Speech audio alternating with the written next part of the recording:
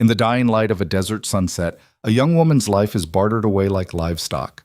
Alara Vance never imagined her own blood would be the one to sell her, or that the silent Apache warrior who claimed her would become the only man she'd ever truly choose.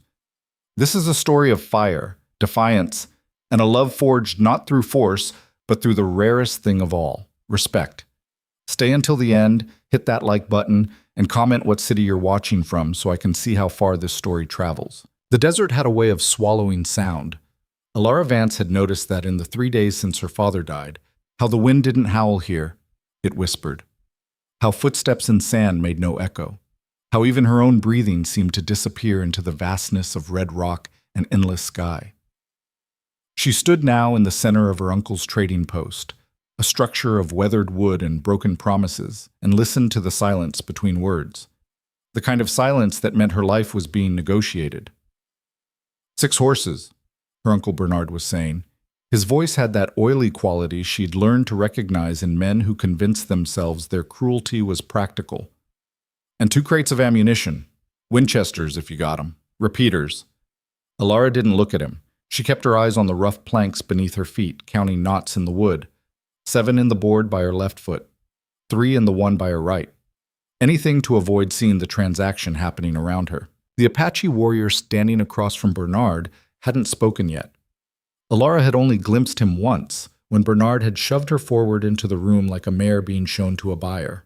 Tall. That was her first impression. Tall and still in a way that made the air around him seem heavier. The girl's healthy, Bernard continued, and Alara felt her jaw tighten. 19 years. Can cook, clean, all that domestic business. Her ma was white, from back east, educated. Girl can read and write, if that matters to you people. You people. Alara's fingernails bit into her palms. Father just passed. Consumption. Left debts.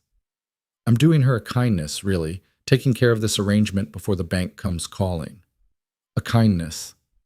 The word tasted like ash in Alara's mouth. Her father had been dead 3 days. 3 days, and Bernard had already stripped the house of anything valuable, sold the land to a railroad speculator, and decided his niece was worth exactly 6 horses and 2 crates of bullets. The warrior finally spoke. His voice was low, almost gentle, but it carried weight. She agrees to this? Alara's head snapped up. She met his eyes for the first time, dark, unreadable, set in a face marked by sun and wind and something she couldn't quite name. Not cruelty. That's what startled her. She'd expected cruelty. Agrees? Bernard laughed, the sound harsh in the quiet room. She's got no say in it, got no family left but me, and I can't feed another mouth. You want her or not? The warrior's gaze hadn't left Alara's face. She felt pinned by it, examined in a way that made her want to look away, but somehow couldn't. I ask her, the warrior said, not you. Bernard's face went red. Now you listen here. Her answer, the warrior interrupted, still quiet, still calm. But something in his tone made Bernard's mouth snap shut. Alara swallowed hard. Her throat felt like sandpaper. What was she supposed to say? That she disagreed? And then what? Stay here with Bernard, who'd made it clear she was nothing but a burden? Go back to a house that belonged to the bank now? She was 19 years old, alone in a territory where women without men were either charity cases or worse. Her voice came out raspy. She cleared her throat and tried again. I don't have a choice. Something flickered across the warrior's face. Not satisfaction, something else. Something that looked almost like disappointment. There is always choice, he said. Bernard snorted. Philosophical savage. That's rich.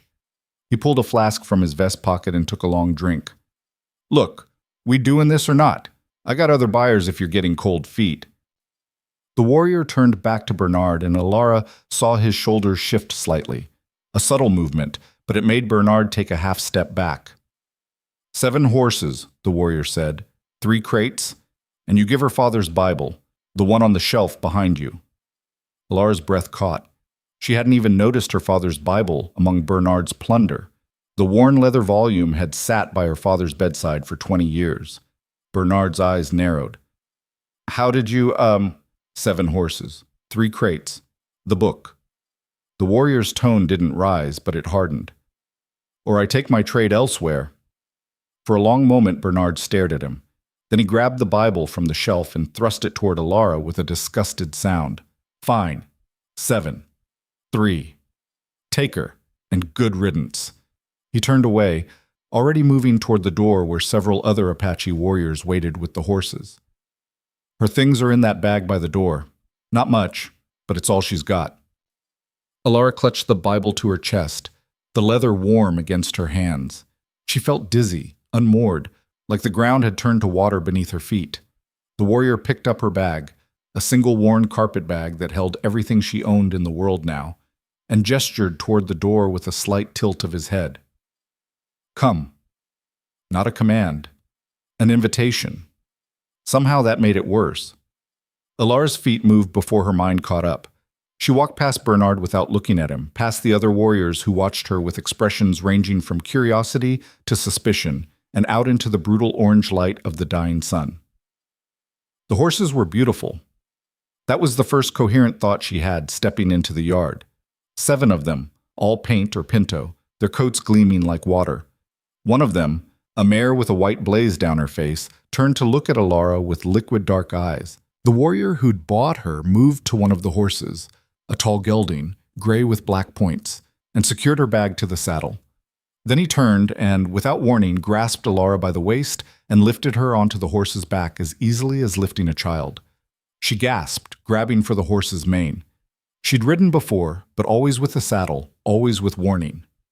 This, sitting astride a strange horse with nothing but a blanket between her and the animal's warm hide, felt raw and precarious.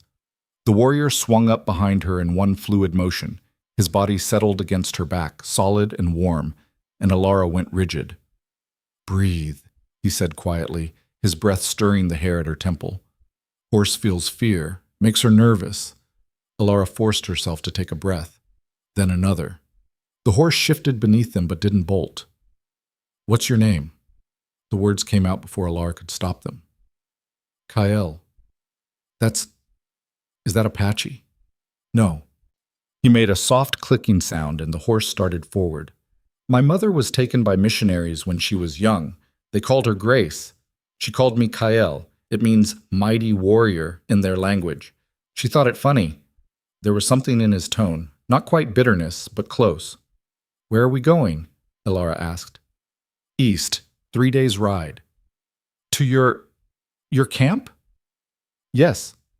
She wanted to ask more, about the camp, about what would happen to her there, about what he expected. But the other warriors were mounting up around them, and one of them said something in a language Alara didn't understand.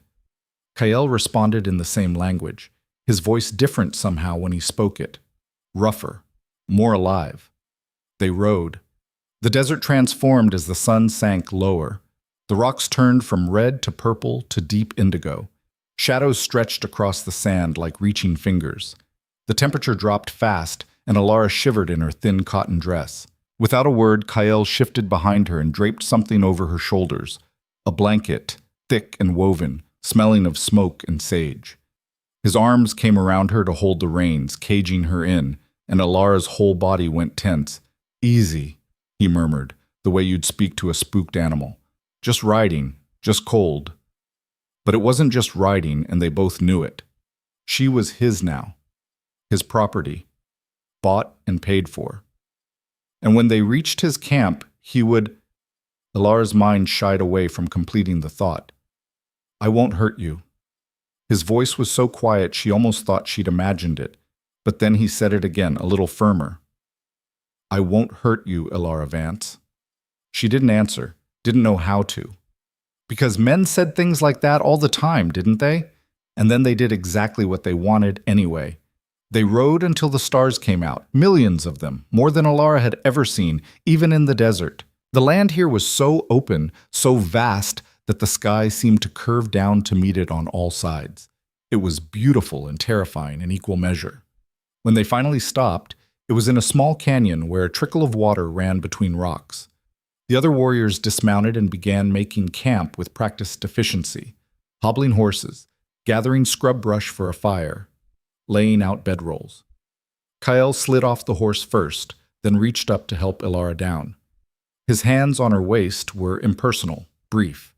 He set her on her feet and stepped back immediately. "Sit," he said, gesturing to a flat rock near where one of the other warriors was coaxing a fire to life. "Eat. Rest." Ilara sat. Her legs were shaking, from the ride, from exhaustion, from fear she couldn't quite name. She watched as Kael moved through the camp, speaking quietly with the other warriors, checking on the horses, doing a dozen small tasks with the same unhurried competence he'd shown all evening.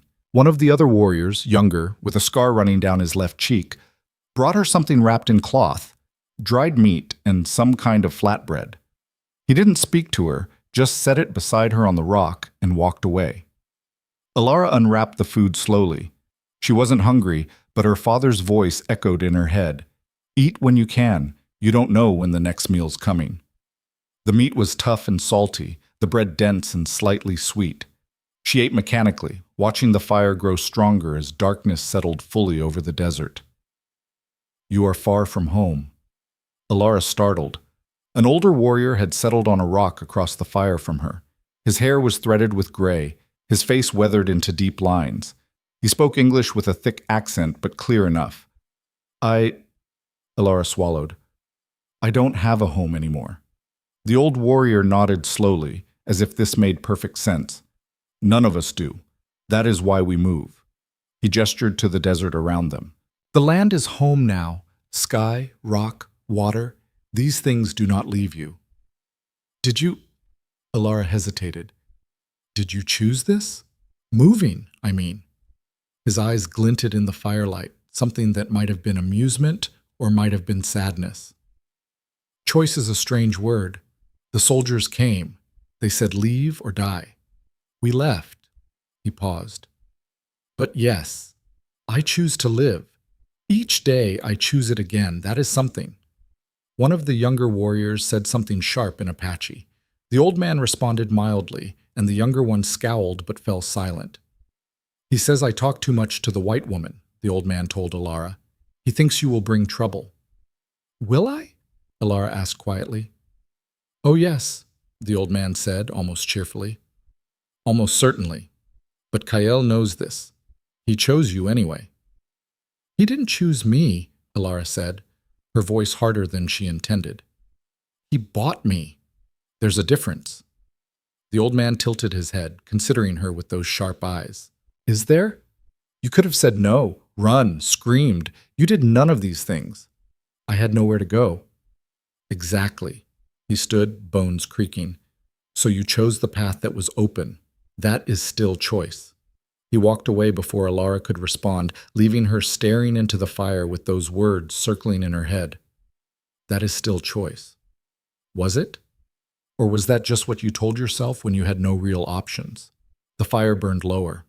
The warriors settled into their bedrolls, conversation dying away to silence. Ilara sat on her rock, the blanket Kael had given her pulled tight around her shoulders, and wondered what happened next. She didn't have to wonder long. Kael appeared out of the darkness, moving so quietly she didn't hear him until he was beside her. He'd laid out a bedroll slightly apart from the others, close to the dying fire. He gestured to it. "Sleep there." Ilara looked at the bedroll, then at him. "And you?" "I watch first, then sleep there." He pointed to a spot about 10 feet away on the other side of the fire. "Oh!" The relief that flooded through her was so intense it left her dizzy. I know what you thought." His voice was flat. "Sleep. Tomorrow we ride before dawn." He walked away before she could say anything else, moving to the edge of the firelight where he settled into a crouch, watching the desert. Ilara stood there for a long moment, feeling foolish and confused and grateful and angry all at once. Then she walked to the bedroll and lay down, the blanket still wrapped around her, the Bible clutched to her chest. Above her, the stars wheeled in their ancient patterns. The desert breathed around her, vast and alive. And somewhere in the darkness, a man who owned her kept watch while she slept. She didn't think she'd be able to sleep, but exhaustion pulled her under anyway. The second day was harder than the first. Ilara woke before dawn to the sound of the camp stirring, her body aching in places she didn't know could ache. Every muscle protested as she sat up, and when she stood, her legs nearly buckled. Kael appeared beside her with a canteen. "Drink. We ride soon." She drank, the water lukewarm but clean. When she handed the canteen back, their fingers brushed, and she pulled away like she'd been burned. If he noticed, he didn't show it. He just turned and walked back to the horses. They rode hard that day. The sun climbed to a merciless peak, turning the world white hot. Alara's skin, pale from too many days spent indoors caring for her dying father, burned despite the blanket she draped over her head and shoulders. Her lips cracked. Her eyes stung from squinting against the glare. And through it all, Kael was a solid presence at her back, his body adjusting to the horse's movement with unconscious grace, his arms bracketing her but never tightening. He spoke little, but occasionally he would point out things: a hawk circling overhead, the tracks of a javelina in the sand, a plant with leaves that held water if you knew how to tap it. He was teaching her. She realized it slowly, with surprise. He was teaching her how to see this land, how to read it. "Why?" she asked once, when he'd shown her which cactus fruit were safe to eat. "Why what?" "Why teach me anything? I'm just—" She couldn't finish the sentence. "You are here now," he said simply. "Here. You learn or you die. I do not wish you to die." It wasn't poetry. It wasn't even particularly kind, but it was honest, and something in Alara's chest loosened slightly. That night, they camped in the ruins of an old adobe structure, 3 walls still standing against the wind. The warriors built the fire in the shelter of those walls, and the difference in temperature was immediate and blessed. Alara huddled close to the fire, trying to rub feeling back into her sunburned arms. She'd braided her hair that morning, but strands had escaped and now hung lank and dust-streaked around her face. She probably looked like hell. She felt like it too. Kael crouched beside her, a small clay pot in his hands. He dipped his fingers in it and gestured to her arm. "For the burn." Alara stared at the pale salve on his fingers. "What is it?" "Aloe. Sage. Other things. It helps." She extended her arms slowly. His fingers were surprisingly gentle as he smoothed the salve over her reddened skin. It was cool and immediately soothing. He worked in silence, methodical, covering the worst of the burns on her arms, her face, even the painful stripe across the back of her neck. "Thank you," Alara whispered when he finished. He nodded and stood, moving away to clean his hands. The young warrior with the scar, the one who'd given her food the night before, watched this exchange with open disapproval. He said something in Apache, his tone sharp. Kael responded without looking at him, his voice level but firm. The young warrior spat into the fire and stalked away. "What did he say?" Alara asked the old warrior, who was settling onto a rock nearby. The old man chuckled. "Tarak thinks Kael is too soft. Says a woman must know her place or she will bring disorder." "And what did Kael say?" "He said that a woman beaten into submission is not a woman, just a broken thing. And broken things do not last long in the desert." The old man's eyes gleamed. Tarak did not like this answer. Alara looked across the fire to where Kael stood talking quietly with 2 of the other warriors. In the firelight, his profile was all hard lines and shadows. "He's not what I expected," she said quietly. "No," the old man agreed. "He is not what any of us expected. His mother was stolen from our people when he was very young. The missionaries tried to make her white, make her Christian. They failed, but they left marks." He tapped his temple. "Here. Kael remembers. He remembers what it is to be taken, to be made into property. I think this is why he gestured vaguely at Alara. Why he does not simply take." "But he did take me," Alara said. "He bought me." "Did he? Or did he buy you away from a worse fate?" The old man shrugged. "Perhaps both are true. Perhaps that is the trouble." He stood and walked away, leaving Alara alone with her thoughts and the dying fire. That night, she dreamed of her father. He was sitting in his chair by the window, the Bible open on his lap, coughing into a cloth that came away spotted with red. In the dream, Alara was trying to reach him, but no matter how fast she walked, he got farther away until he was just a shape in the distance, dissolving into light. She woke with tears on her face and Kyle crouched beside her bedroll, his hand hovering near her shoulder, but not quite touching. "Bad dreams," he said, not a question. Alara wiped at her face, embarrassed. "I'm fine." He studied her for a moment, then reached into his shirt and pulled out a small leather pouch. He opened it and shook something into his palm, a few dried leaves and what looked like small seeds. "Make tea from this when you cannot sleep. It helps the dreams stay quiet." He pressed the packet into her hand and stood, returning to his watch. Alara lay there, holding the small offering, and felt something shift inside her. Not trust, not yet, but maybe the possibility of it. The third day brought them into different country, higher ground, with more vegetation. Juniper and pinyon pine dotted the hillsides. The air smelled different here, cleaner somehow. "Almost there," Kale told her in the afternoon. "We reach camp before dark." Alara's stomach twisted with anxiety. The camp, his people, the place where she would, live, serve? She still didn't know what he expected of her, and the not knowing was worse than anything she could imagine. "Kyle," she said, surprising herself with her boldness, "what happens when we get there?"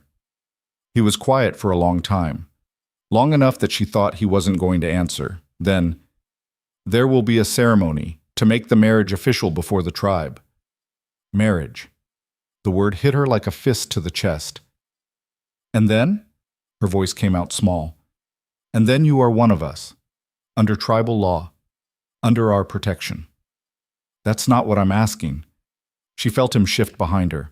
When he spoke again, his voice was low, meant only for her. "I know what you ask. I told you before. I will not hurt you. I will not force you. What happens between us, that is for you to decide." "But you own me," Alara said, the words bitter. "You paid for me." "Yes, I did." He paused. "In your world, that makes you property. In mine, it makes you family. Family is protected, valued, not—" He seemed to struggle for the words. "Not used." "Then why buy me at all?" "Because your uncle would have sold you to someone else. Someone who would not see you as family. Someone who would break you." His voice hardened.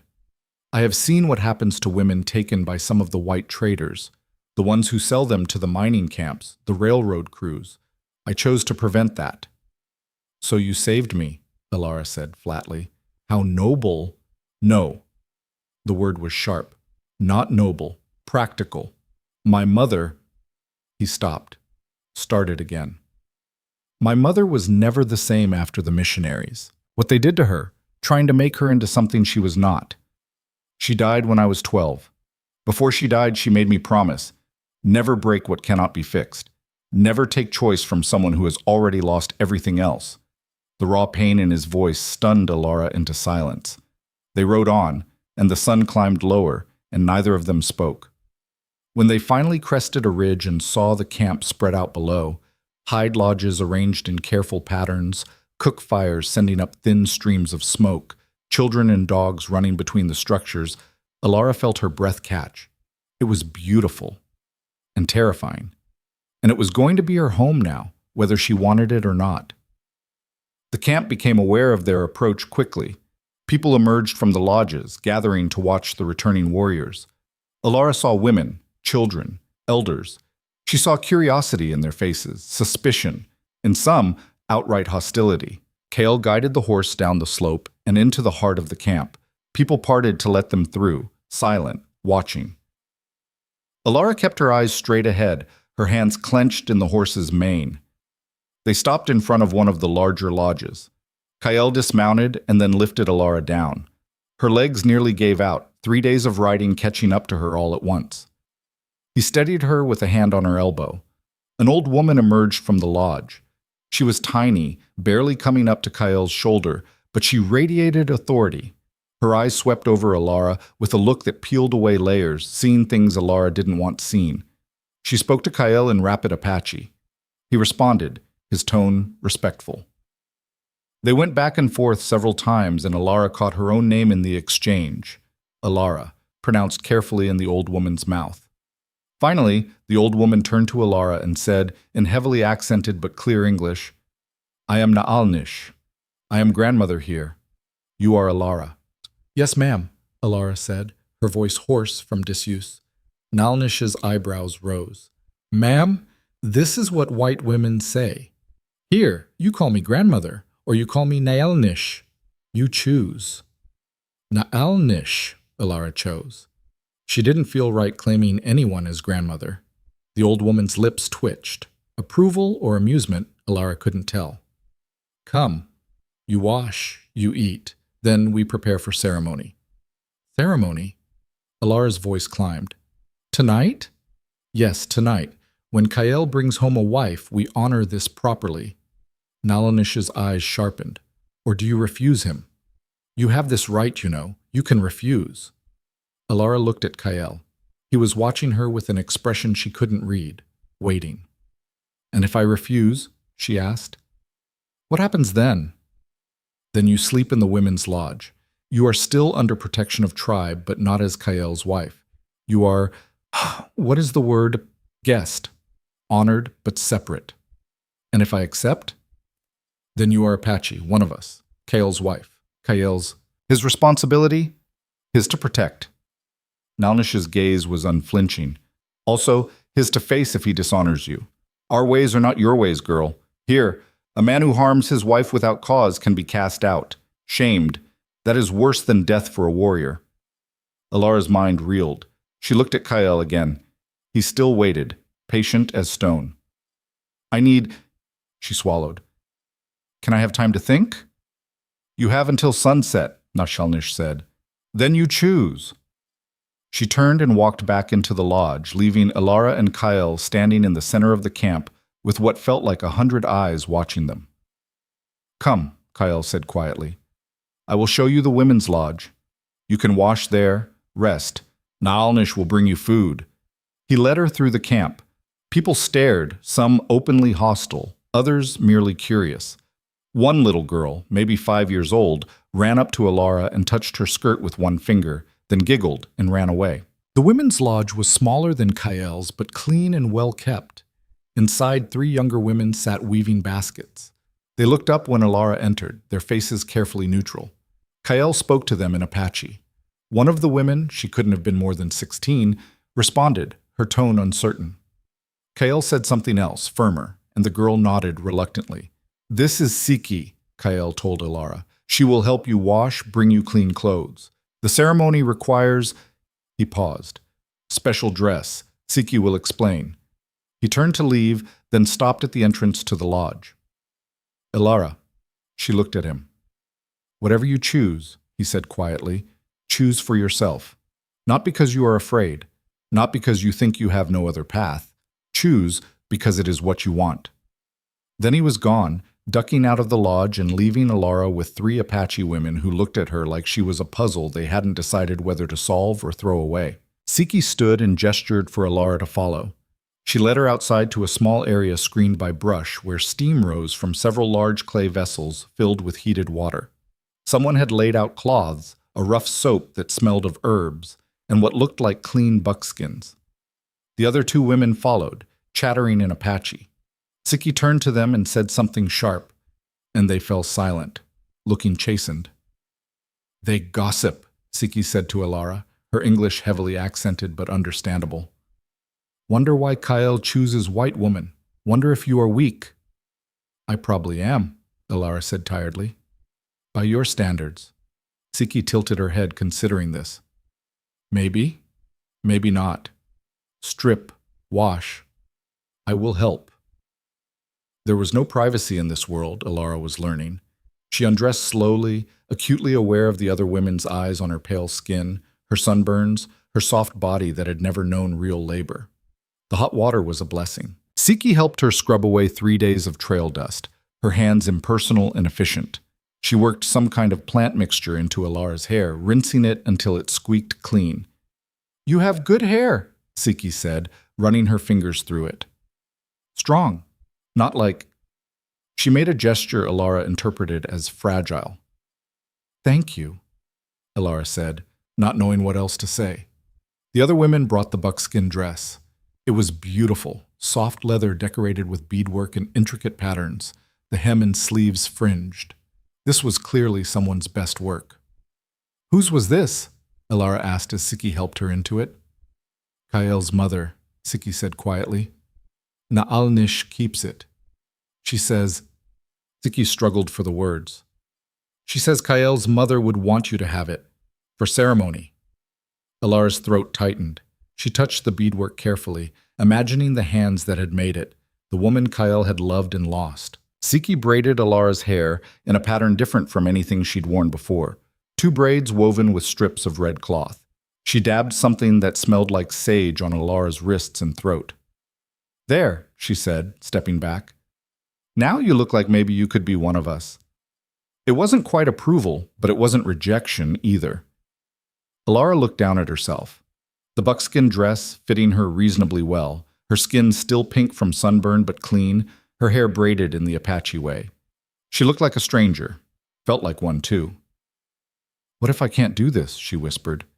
Siki didn't ask what she meant. "Then you cannot. But I think—" She paused. "I think Kael would not choose a woman who could not." Before Alara could ask what that meant, Naalnish appeared in the entrance. "It is time," the old woman said. "The sun sets. You have chosen?"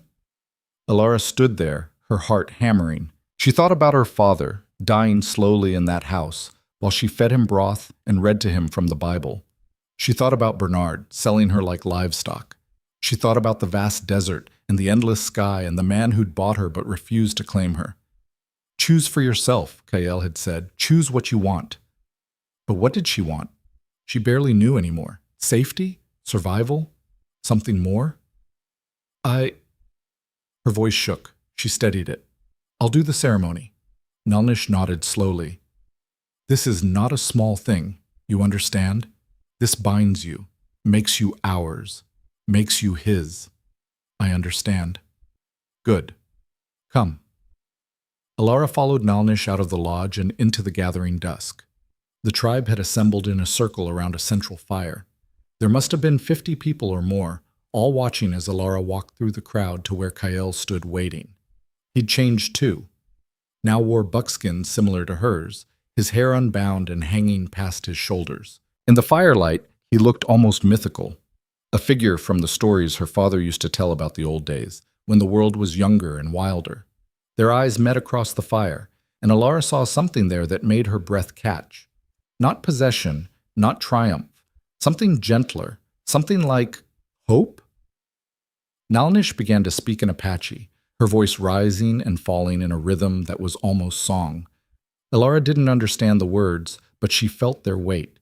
Other voices joined in, a response, a chorus, the tribe speaking as one. Kael held out his hand. Alara took it. His fingers closed around hers, warm and solid, and they stood there together as the fire crackled and the stars came out and the tribe sang them into a new life. This was the point of no return, Alara knew. Whatever happened next, she'd chosen it. For better or worse, she'd chosen.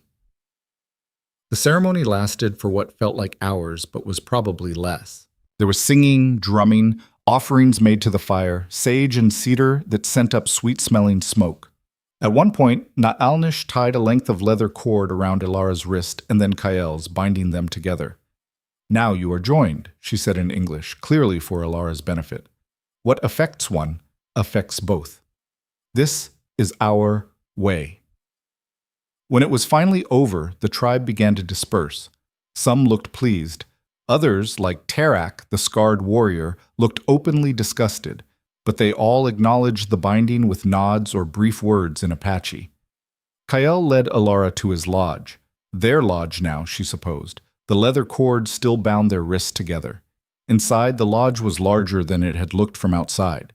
There was a fire ring in the center, bedding laid out neatly, baskets of food and supplies arranged along the walls. It was comfortable, almost cozy. Kael untied the cord that bound them, his fingers gentle. Then he stepped back, putting distance between them. "You should sleep," he said. "Tomorrow will be difficult. Learning new ways, new language. The women will expect you to work." "Where will you sleep?" Alara asked. He gestured to a pile of furs on the far side of the lodge. "There. You take the bedding by the fire. warmer. Kyle, she didn't know how to ask what she needed to ask. What do you want from me? He looked at her for a long moment. I want you to choose to be here, not because you were sold, not because you had nowhere else to go. I want you to choose it. He paused. But I'm patient. I can wait for that choice. What if I never choose it? Alara's voice was barely a whisper. Then I have a wife in name only, and a lodge that is quieter than I hoped. He tried to smile, but it didn't quite reach his eyes. I will survive. He turned and began arranging his furs, clearly ending the conversation. Alara stood there, clutching her father's Bible, which Kyle had carefully placed among her things, and felt tears prick her eyes.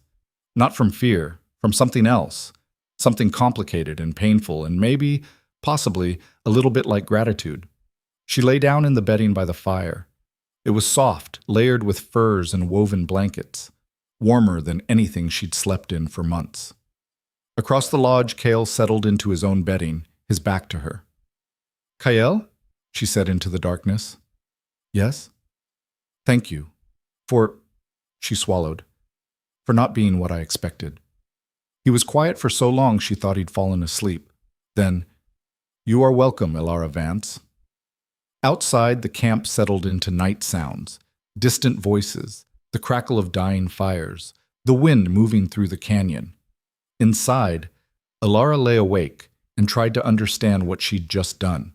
She'd married a stranger, bound herself to a man she barely knew, to a people whose language she didn't speak, to a life she couldn't imagine.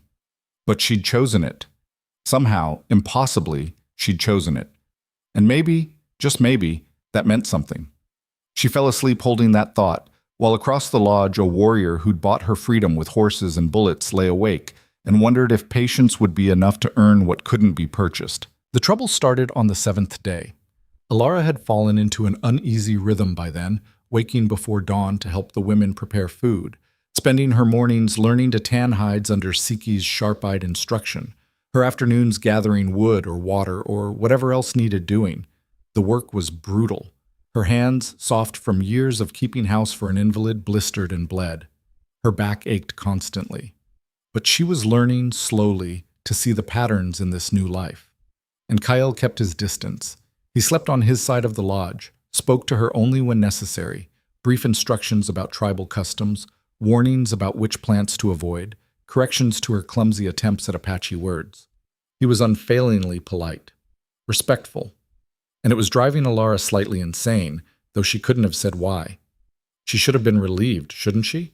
That he didn't touch her, didn't demand anything, but instead, she felt suspended, waiting for something that never came. That morning, she'd woken to find him already gone. His bedding was rolled neatly. The fire built up to warm the lodge. A small bundle sat beside her sleeping furs, dried fruit, and some kind of seed cake wrapped in cloth. He'd been leaving these offerings every morning, food, small things, never with a word, never with expectation, just there. Alara ate the seed cake slowly, watching the fire, and wondered what he was thinking. If he regretted the bargain he'd made, if he was waiting for her to become something she didn't know how to be. She was still thinking about it when Siki appeared at the lodge entrance, slightly out of breath. Come, the girl said urgently. Naalnish wants you, now. Alara scrambled up, her heart jumping. What's wrong? Just come. She followed Siki through the camp, aware of the stairs that tracked their movement. She'd gotten used to the watching. The tribe observed everything, everyone, all the time. But today the stairs felt different, heavier. Naalnish waited outside her lodge with 3 other women, all elders. Their faces were grave. Sit, Naalnish commanded, gesturing to the ground. Alara sat. Siki settled beside her, close enough that their shoulders touched. A small gesture of solidarity that made Alara's throat tight. There is a problem, Naalnish said without preamble. The warriors talk. Some say Kyle shames himself, that he takes a wife but does not claim her, that this shows weakness. Heat flooded Alara's face. That's between Kyle and me. No. Naalnish's voice was hard. In a tribe, nothing is only between 2 people. What one does affects all, and weakness in a warrior. She shook her head. This makes others question, makes them challenge. Challenge? Ilara's stomach dropped. What does that mean? One of the other elders spoke in rapid Apache. Nalnish listened, her expression darkening, then turned back to Ilara. It means that Tarak and two others say Kael has forgotten Apache ways, that he has become too white, too soft. They demand he prove himself. Prove himself how? Nalnish's eyes met hers, unflinching. They say that if you are his wife, he must claim you as Apache men claim their wives, in front of the tribe, to show that he is still one of us, that he has not been weakened by missionary teachings. The world tilted. Ilara felt Siki's hand grip her arm, steadying her. They want him to... She couldn't finish the sentence. The words stuck in her throat like stones. They want to see that you are truly married, that this is not just Kael keeping a white woman as a pet. Nalnish's voice was matter-of-fact, but her eyes were sympathetic. I do not agree with this. It is old way, harsh way. But Tarak has support. Other young warriors who think Kael has become too much like the whites who took his mother. When? Ilara's voice came out strangled. Tonight, at the fire. They have already challenged him publicly. He cannot refuse without losing all honor. Ilara stood abruptly, her legs shaking. I need to talk to him. He is hunting, Nalnish said. He left before dawn. He will not return until dark. Then I'll wait. Ilara. Nalnish stood too, moving with surprising speed to block her path. Listen to me. This is not your fault. This is about men and pride and fear. Fear that we are losing our ways, that the whites will erase us completely. You are just the excuse they use. I'm not an excuse, Ilara said, her voice shaking with anger now. I'm a person, and I won't be used as a pawn in some game about who's more Apache. Then what will you do? Ilara opened her mouth, then closed it. What could she do? She had no power here, no voice. She was Kael's wife in name, but she belonged to no one, not really. She existed in a space between worlds, and it was crushing her. I don't know, she whispered. Nalnish studied her for a long moment. Then she said something to the other elders in Apache. They responded, a back and forth that Ilara couldn't follow. Finally, Nalnish nodded and turned back to Ilara. There may be a way, but it requires you to be brave, braver than you have been.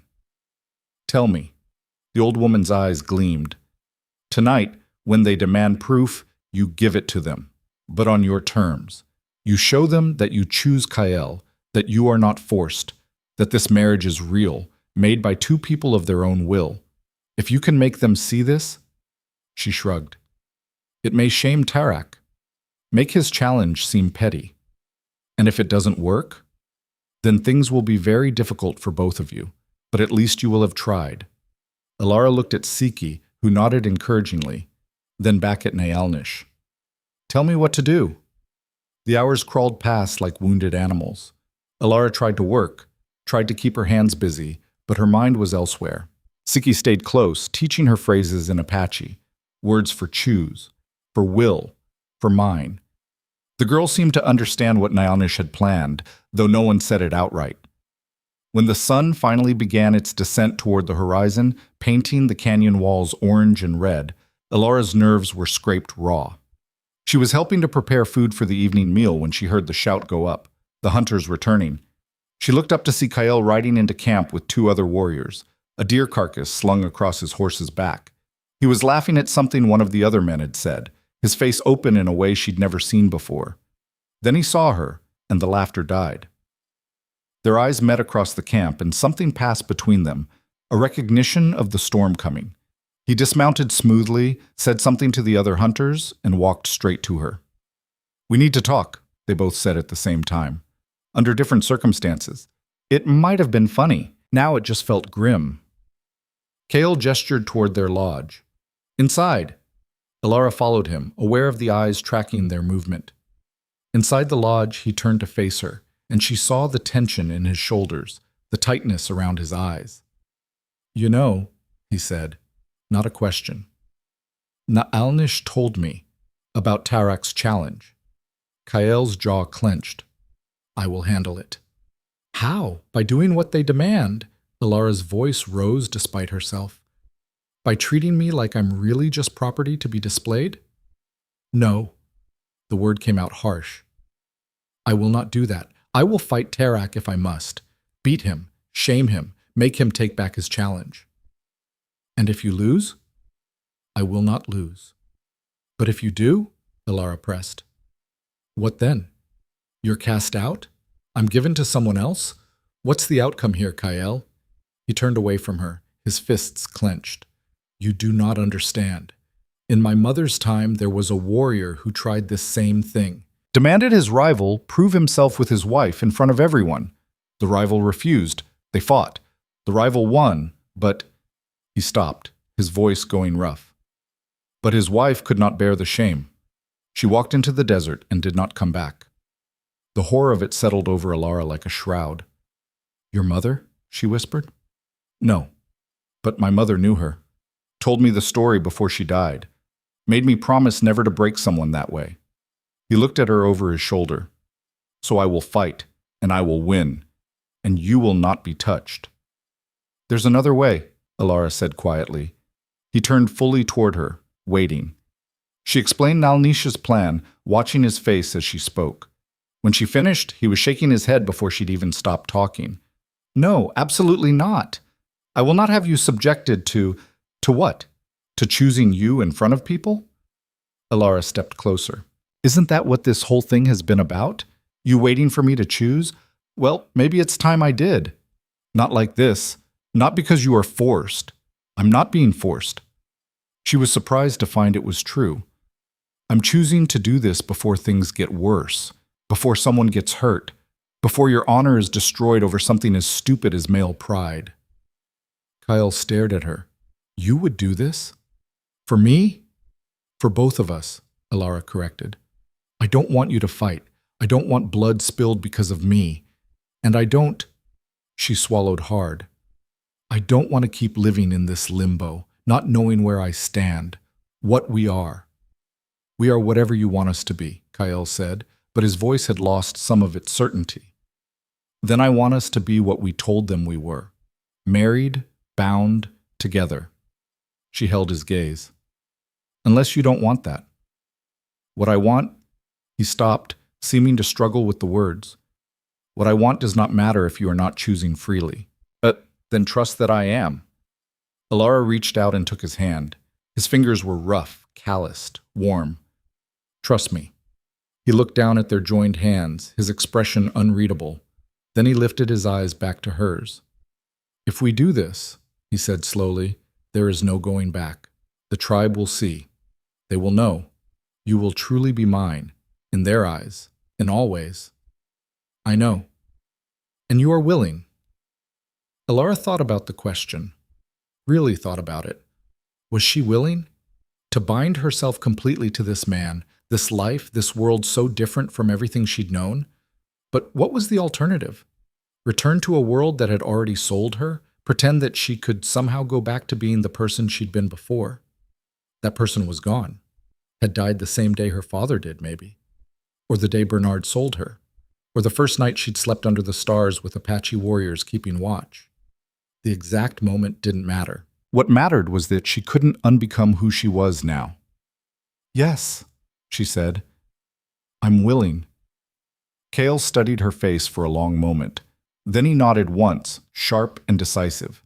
Then we do this your way. But Alara, he squeezed her hand. If at any point you want to stop, you say so. I do not care what the tribe thinks. Your choice matters more than their judgment. I know, she said. And she did. That was the strange thing. She knew he meant it. The sun set. The tribe gathered around the central fire, and Alara stood beside Kael, wearing the beaded buckskin dress that had belonged to his mother, her heart hammering so hard she thought everyone must be able to hear it. Tarak stood on the other side of the fire, flanked by his supporters. He was younger than Kael, maybe 25, and he vibrated with barely contained aggression. When he saw Alara and Kael approach, his lip curled. So, he said in English, clearly for Alara's benefit, The warrior finally comes to prove himself. I wonder if he remembers how. Kael's hand tightened on Alara's, but his voice stayed level. I remember our ways better than you know, Tarak, but I also remember that strength is not the same as cruelty, that honor is not the same as dominance. Pretty words, Tarak spat. White words. Your mother filled your head with their poison, and now you bring a white woman into our tribe and treat her like she is made of glass. This is not our way. Our way, Kael said, his voice dropping to something dangerous, is to protect what is ours, to value our families, to build rather than destroy. You speak of tradition, but you know nothing of it. Tarak's face flushed. I know enough to see when a warrior has forgotten himself. You have not claimed your wife. You sleep apart from her like she is your sister. This shames us all. Does it? Alara's voice rang out clear in the night air. Every head turned toward her. Or does it shame only you? Tarak's eyes narrowed. You do not speak here, woman. Why not? Alara stepped forward, pulling free of Kael's hand. Her legs were shaking, but she locked her knees, refusing to show it. You're talking about me. Seems like I should have a say. Alara, Kael started, but she cut him off. No, let me. She turned to face the assembled tribe, at least 50 people, all watching her. She took a breath. You want to know why Kael hasn't claimed me? Because he gave me a choice. Because he saw that I'd already had every choice taken from me, by my uncle, by circumstance, by a world that treats women like livestock. And instead of adding to that, he gave me time, space, respect. She looked directly at Tarak. You call that weakness. I call it the strongest thing I've ever seen. It takes no courage to force someone weaker than you. Any coward can do that. But to wait, to trust, to believe that something given freely is worth more than something taken? She shook her head. That takes real strength. Tarak sneered. You defend him because you are afraid of him. Because you know if he casts you out, you have nowhere to go. You're right, Alara said, and saw surprise flicker across his face. I don't have anywhere else to go, but that's not why I defend him. I defend him because he's earned it, because in the week I've known him, he's shown me more kindness than any man in my entire life, because he's proven that he sees me as a person, not a possession. She turned back to the tribe. You want proof that this marriage is real, that I choose to be here? Fine. I'll give it to you. She walked around the fire to where Kael stood, very aware of every eye on her. When she reached him, she took both his hands in hers. I choose you, she said, her voice carrying in the silence. Not because I was sold, not because I'm afraid, but because you gave me back something I thought I'd lost forever, the right to choose my own life. So yes, I choose you. I choose this tribe. I choose this life. She lifted up on her toes and kissed him. It was brief, chaste even, but it was deliberate, public. A statement made in a language everyone could understand. When she pulled back, Kael's eyes were wide with shock. And something else, something that made her breath catch. Around them, the tribe had gone silent. Then, slowly, Na'alnish began to speak in Apache. Her voice was approving, almost proud. Other voices joined in, some agreeing, some arguing, a wave of conversation washing over the gathering. Tarak's face had gone dark with fury. This proves nothing, he snarled. She speaks pretty words, but words are air. You have still not enough. Kael's voice cracked like a whip. He stepped forward, putting himself between Alara and Tarak. My wife has spoken. She has chosen. In front of all of you, she has made her will known. If that is not enough for you, then you are not questioning my honor. You are questioning hers, and that I will not allow. He moved so fast, Alara barely saw it. One moment he was standing beside her. The next, he had Tarak by the throat, lifting the younger man onto his toes. You wanted to see Apache tradition? Kael's voice was deadly quiet. Here it is. You insult my wife, you insult me. You challenge my honor, you challenge our bond, and for that you answer to me. Not in words, in blood. He released Tarak, shoving him backward. The younger warrior stumbled, caught himself, and his hand went to the knife at his belt. You want to fight? Tarak's voice was rough. Then fight.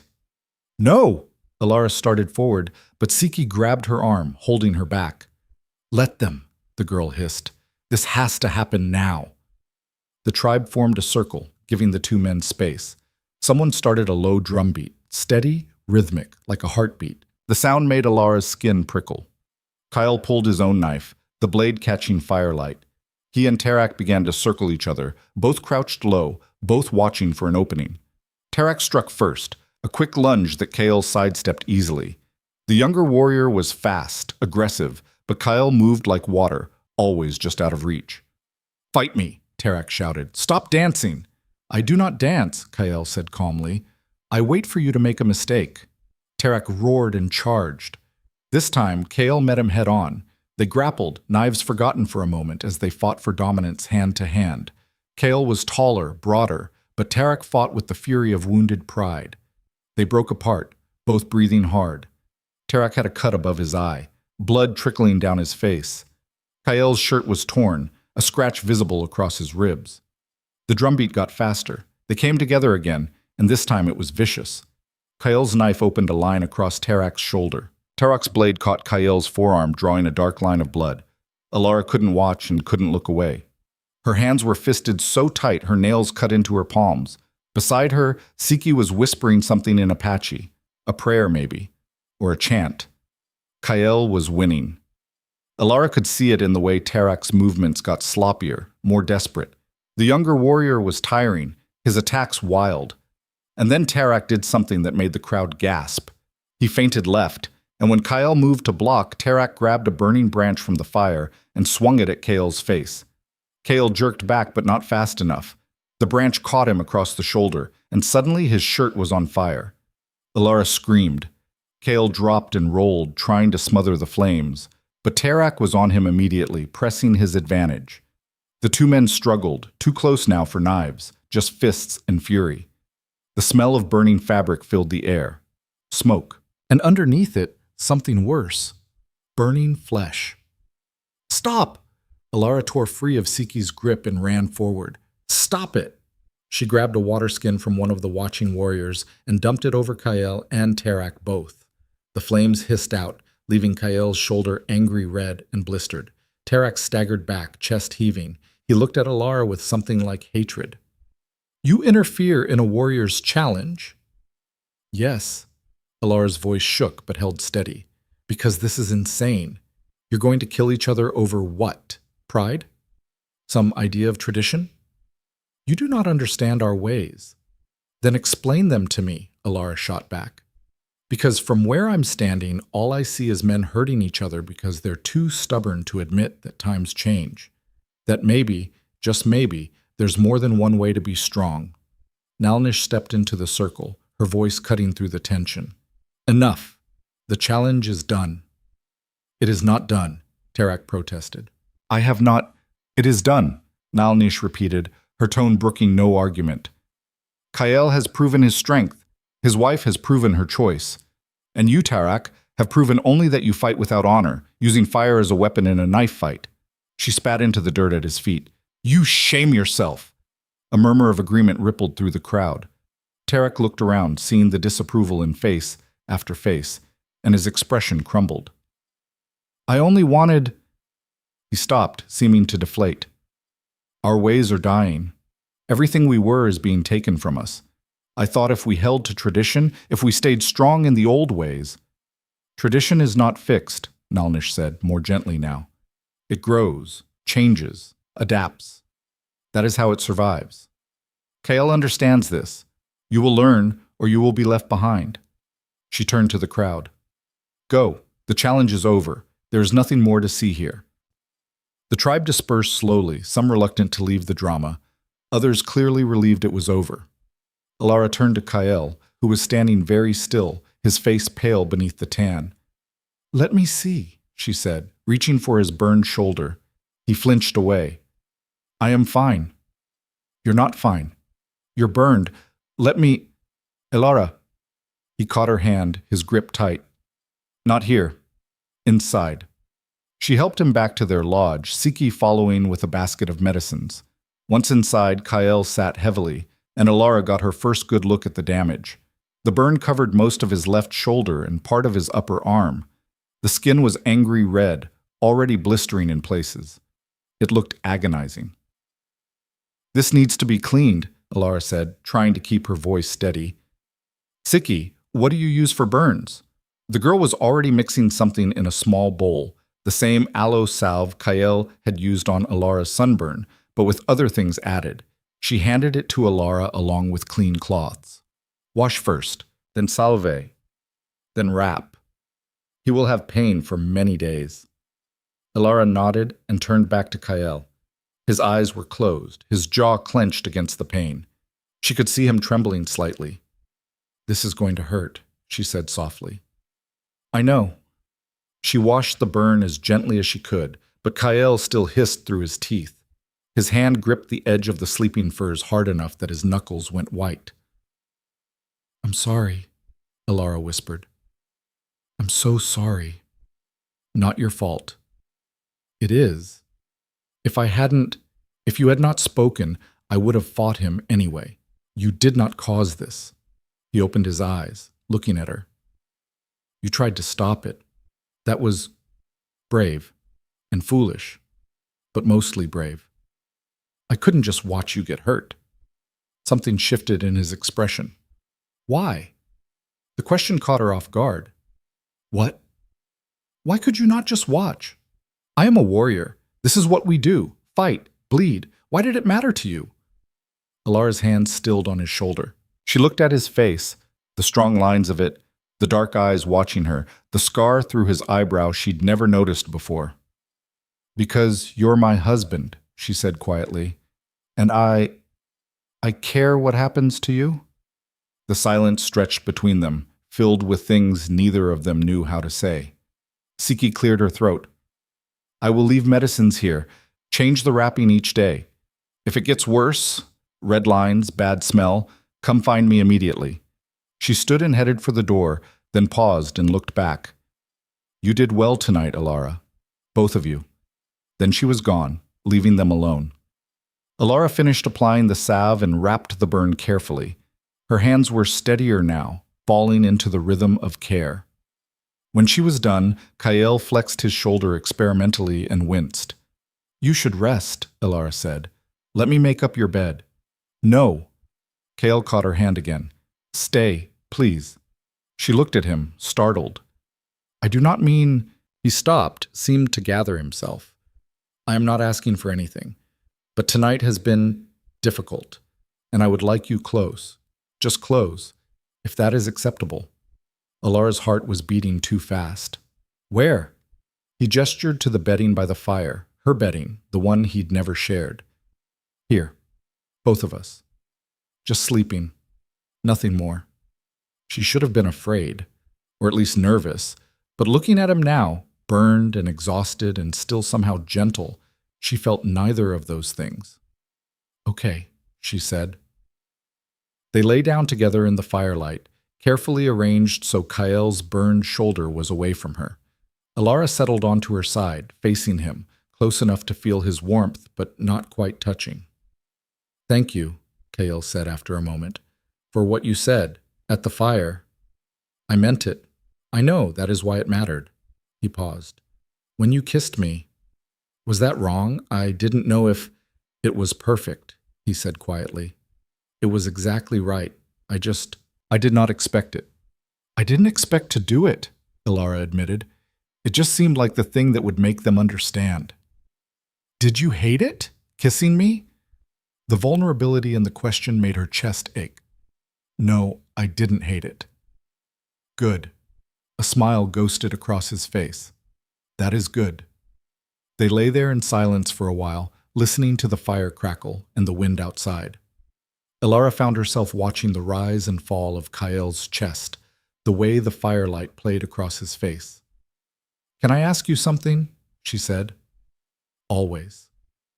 "Why me? When my uncle offered, why did you say yes?" Kael was quiet for so long she thought he wouldn't answer. Then, "Because I saw you standing there, trying not to cry, trying to be brave even though you were terrified. And I saw myself, saw my mother, saw everyone who has ever been made into property, into a thing to be bought and sold. He turned his head to look at her. I thought if I could prevent that for even one person, maybe it would, I do not know, matter, somehow. It mattered, Alara said, her throat tight. It matters to me. His hand found hers in the space between them, fingers intertwining. I know I cannot give you the life you had before, the house, the safety, the world you knew. I can only give you this. He gestured vaguely at the lodge, the camp beyond. This rough life, this uncertain future. But I can promise you will never be property again. You will never be sold or traded or used. You are, he struggled for the words. You are my equal, my partner, my wife, yes, but also my friend, if you will allow it. Alara squeezed his hand. I'd like that. They fell asleep like that, hands joined, the fire burning low between them, and the new understanding settling over them like a blanket. Outside, the camp quieted for the night. And in a lodge on the far side of the circle, Tarak sat alone, touching the cut on his shoulder and thinking about tradition, about change, about the price of both. Alara woke sometime in the deepest part of the night to find Kael thrashing beside her, his face twisted in pain. He was burning up, fever radiating from him in waves. Kael? She touched his uninjured shoulder gently. Kael, wake up. His eyes opened, unfocused and glassy. Alara? You're burning up. The wound, I think it's infected. Fear spiked through her. She'd seen infections before, seen how fast they could turn deadly. I need to get Siki, or Naalnish. She started to rise, but Kael's hand shot out, gripping her wrist with surprising strength. No, do not leave. Kael, you need medicine. You need... Please, his voice cracked. Just stay. For a moment. Alara hesitated, torn between the need to get help and the raw desperation in his voice. She settled back down beside him, one hand on his forehead. He was burning up. Tell me about your mother, she said, trying to keep him focused, awake. What was she like? Kael's eyes drifted closed. Strong. She was so strong, even after everything they did to her, trying to make her into something she was not. He swallowed hard. She taught me to read. Did I tell you that? From their Bible. She said even though they used it to hurt her, the words themselves were not evil. Just words. She wanted me to know them, to understand the language of the people who would try to erase us. She sounds remarkable. She was. A tremor ran through him. She died hating what they had done to her, but never hating me for being born from it. She made me promise to be strong enough to be gentle, to remember that strength and cruelty are not the same thing. His eyes opened, finding Alara's in the dim firelight. I try to keep that promise, but it is hard sometimes. You kept it tonight, Alara said softly. You kept it when it mattered most. She stayed with him a few minutes more, then gently extracted her wrist from his grip. I'm getting Siki. I'll be right back, I promise. She ran through the dark camp, stumbling over rocks and roots, until she reached the women's lodge. She burst in without ceremony, startling the women sleeping there. Siki, I need you. It's Kael. He's burning with fever. The girl was up immediately, grabbing her basket of medicines. They ran back together, and Siki took one look at Kael before cursing in Apache. Help me unwrap it, she commanded. They removed the bandages carefully. The burn looked worse than before. The skin around it was inflamed, hot to the touch, with red streaks radiating outward. Infection spreading fast. Siki worked quickly, mixing herbs and poultices, packing the wound with things that smelled sharp and medicinal. She made Kael drink something that made him grimace, then wrapped the burn again with clean cloths. This will help, she said, but he needs to fight it too. His body must be strong. She looked at Alara. Stay with him. Keep him cool. Make him drink. If the fever does not break by morning, get Naalnish. Will he? Alara couldn't finish the question. He is strong, Siki said firmly. He will fight. She left, and Alara settled back beside Kael, who was shivering now despite the fever. She pulled blankets over him, then lay down close, sharing her warmth. I'm here, she whispered. I'm not going anywhere. His hand found hers again in the darkness. Alara, if If I do not, don't. Her voice was fierce. Don't you dare. You promised me a choice, remember? Well, I'm choosing you, so you don't get to leave. Not now. A ghost of a smile touched his lips. Bossy. You have no idea. She stayed awake through the long night, monitoring his fever, making him drink when he could, wiping his face with cool cloths. Somewhere around dawn, he finally fell into a deeper, quieter sleep, and Alara let herself believe he might be through the worst of it. When the sun came up, she was still there, her hand in his, keeping watch over the man who'd bought her freedom and given her back her voice. The man she'd chosen, in front of everyone, to build a life with. Whatever came next, they'd face it together. The fever broke on the third day. Alara woke to find Kyle watching her, his eyes clear for the first time since the infection had taken hold. She'd fallen asleep sitting up beside him, her head resting on her folded arms, one hand still holding his.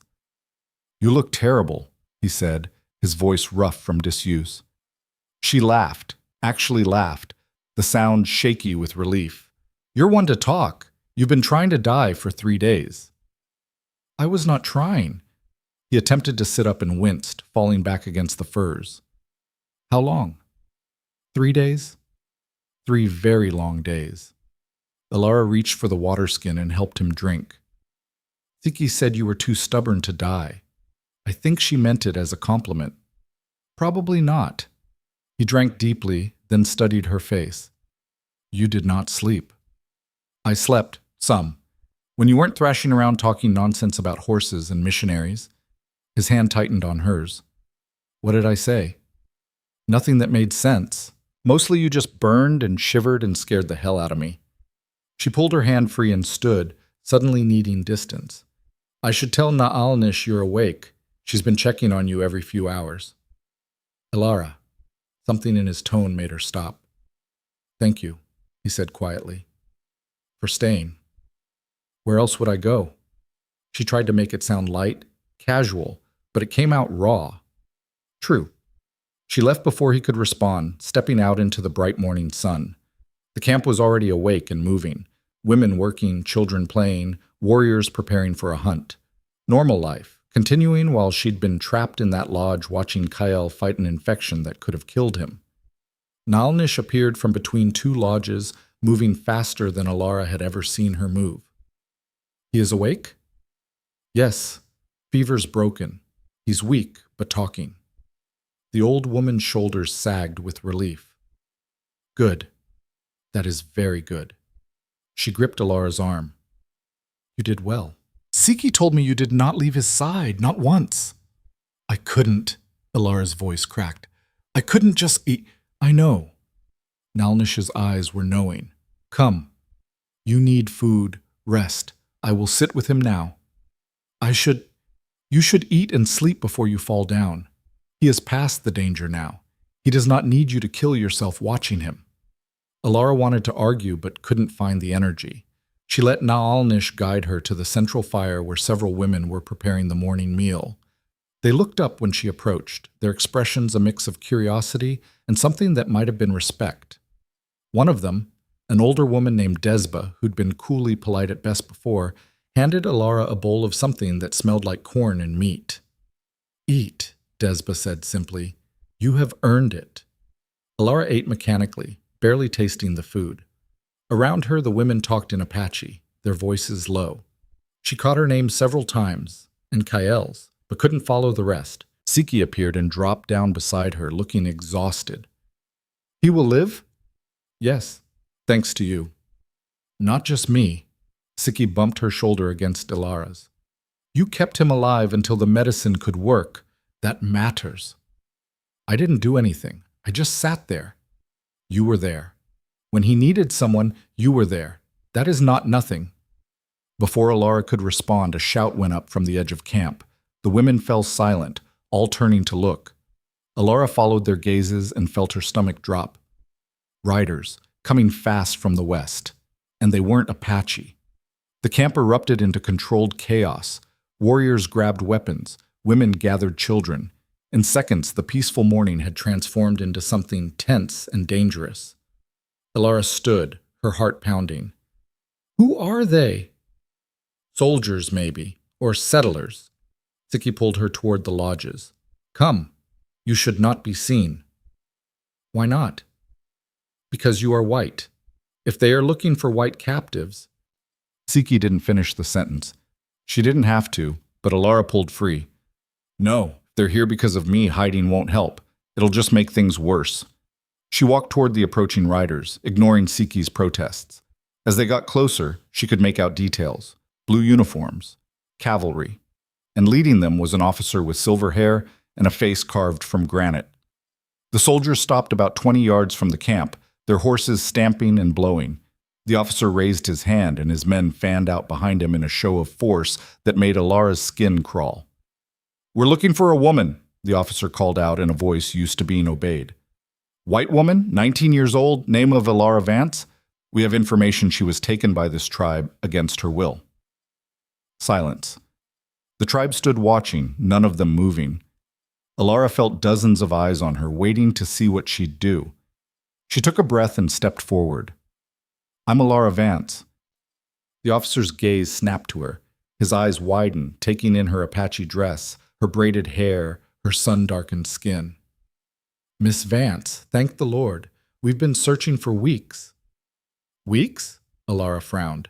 "How did you even know to look?" "Your uncle filed a report. Said you were kidnapped, sold to savages. We've been tracking this band since—" "Kidnapped?" The word came out sharper than Alara intended. "Is that what Bernard told you?" The officer dismounted, his movements careful. Alara noticed his hand stayed near his pistol. "Ma'am, you've been through a terrible ordeal. But you're safe now. We'll escort you back to civilization, get you cleaned up, reunited with your family." "My family sold me." That stopped him. "I'm sorry?" "My uncle, Bernard. He didn't file a report out of concern. He filed it to cover his own ass." Alara's voice was getting louder, but she couldn't stop it. "My father died. Bernard took everything, the house, the land, everything. And then he sold me to the first buyer who'd take me. 6 horses and some ammunition. That's what I was worth to him." The officer's face had gone carefully blank. "Miss Vance, I understand you're confused, perhaps traumatized, but I'm not confused." Alara took another step forward. "And I'm not traumatized. Well, not by the Apache, anyway. They've treated me better than any white man ever did." Behind her, she heard movement. Kael appeared, leaning heavily on Naalnish, but upright. His face was pale, his shoulders still bandaged, but his eyes were clear and fixed on the soldiers. "Alara," he said quietly, "you do not have to do this." "Yes, I do." She turned back to the officer. "What's your name?" "Captain Matthews, Fort Verde." "Well, Captain Matthews, I appreciate you riding all this way, but I'm not going back with you." Matthews' expression hardened. "Miss Vance, you may not realize the position you're in. These people are my family now. I married one of them. That man there," she pointed to Kael. "I chose to be here. Nobody kidnapped me. Nobody forced me. I chose." "You can't choose to stay with savages," Matthews said, and there was real disgust in his voice now. "You're a white woman. You belong with your own kind." "My own kind sold me like cattle," Alara shot back. "So forgive me if I don't feel particularly loyal to them." One of the soldiers behind Matthews spoke up, a younger man with nervous eyes. "Captain, if she says she wasn't taken against her will—" "She doesn't know what she's saying," Matthews snapped. "She's been here long enough to be influenced, probably threatened. They do that, you know, make their captives afraid to leave." "I'm standing right here," Alara said, "and I'm telling you I'm not afraid. I'm not captive. I'm home." The word hung in the air. Home. She'd said it without thinking, but as soon as it was out, she knew it was true. Matthews looked past her to Kael. "You, the one who bought her. You speak English?" "I do." Kael's voice was steady, despite his obvious pain. "You're willing to let her go? No fight?"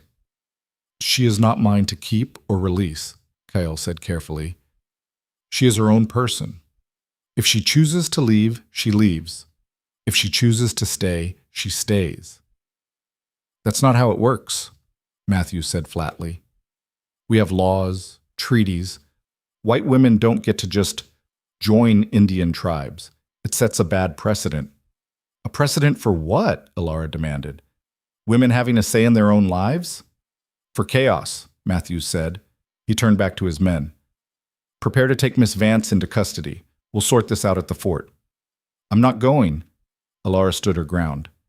You can't make me. Actually, I can. Matthews gestured, and 2 soldiers dismounted, starting toward her. That's when the Apache warriors moved. They didn't draw weapons, didn't attack, they just moved. Suddenly there were a dozen men between Alara and the soldiers, standing silent and immovable. The clearing filled with the sound of rifles being cocked. The soldiers had their weapons up, and the warriors had bows drawn, and everything hung on a knife's edge. Stand down, Matthews ordered, but Alara couldn't tell if he was talking to his men or the warriors. Stop! Alara's voice cut through the tension. Everyone, just stop! She pushed through the line of warriors. They let her pass and stood between the 2 groups, alone, exposed. Captain Matthews, listen to me, please. She tried to keep her voice calm, reasonable. If you try to take me by force, people will die. Your soldiers, these warriors, maybe me. Is that really what you want? All because you think you know what's best for me better than I do? Matthew's jaw worked. It's my duty to protect American citizens.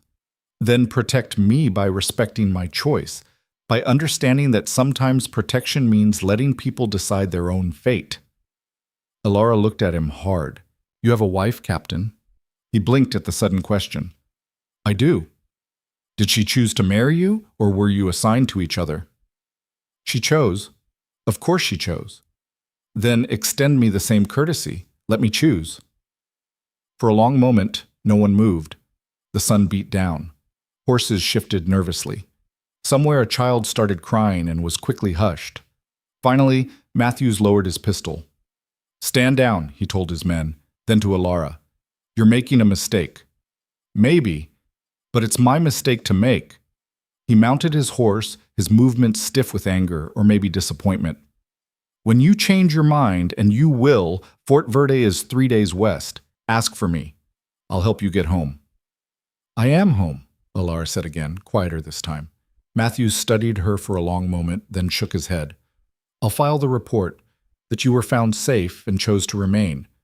But Miss Vance, he paused, don't expect rescue to come twice. He wheeled his horse around and the soldiers followed, riding back the way they'd come. Alara watched until they disappeared over the ridge, her whole body shaking with adrenaline. The warriors lowered their weapons. The camp let out a collective breath, and Alara's legs gave out.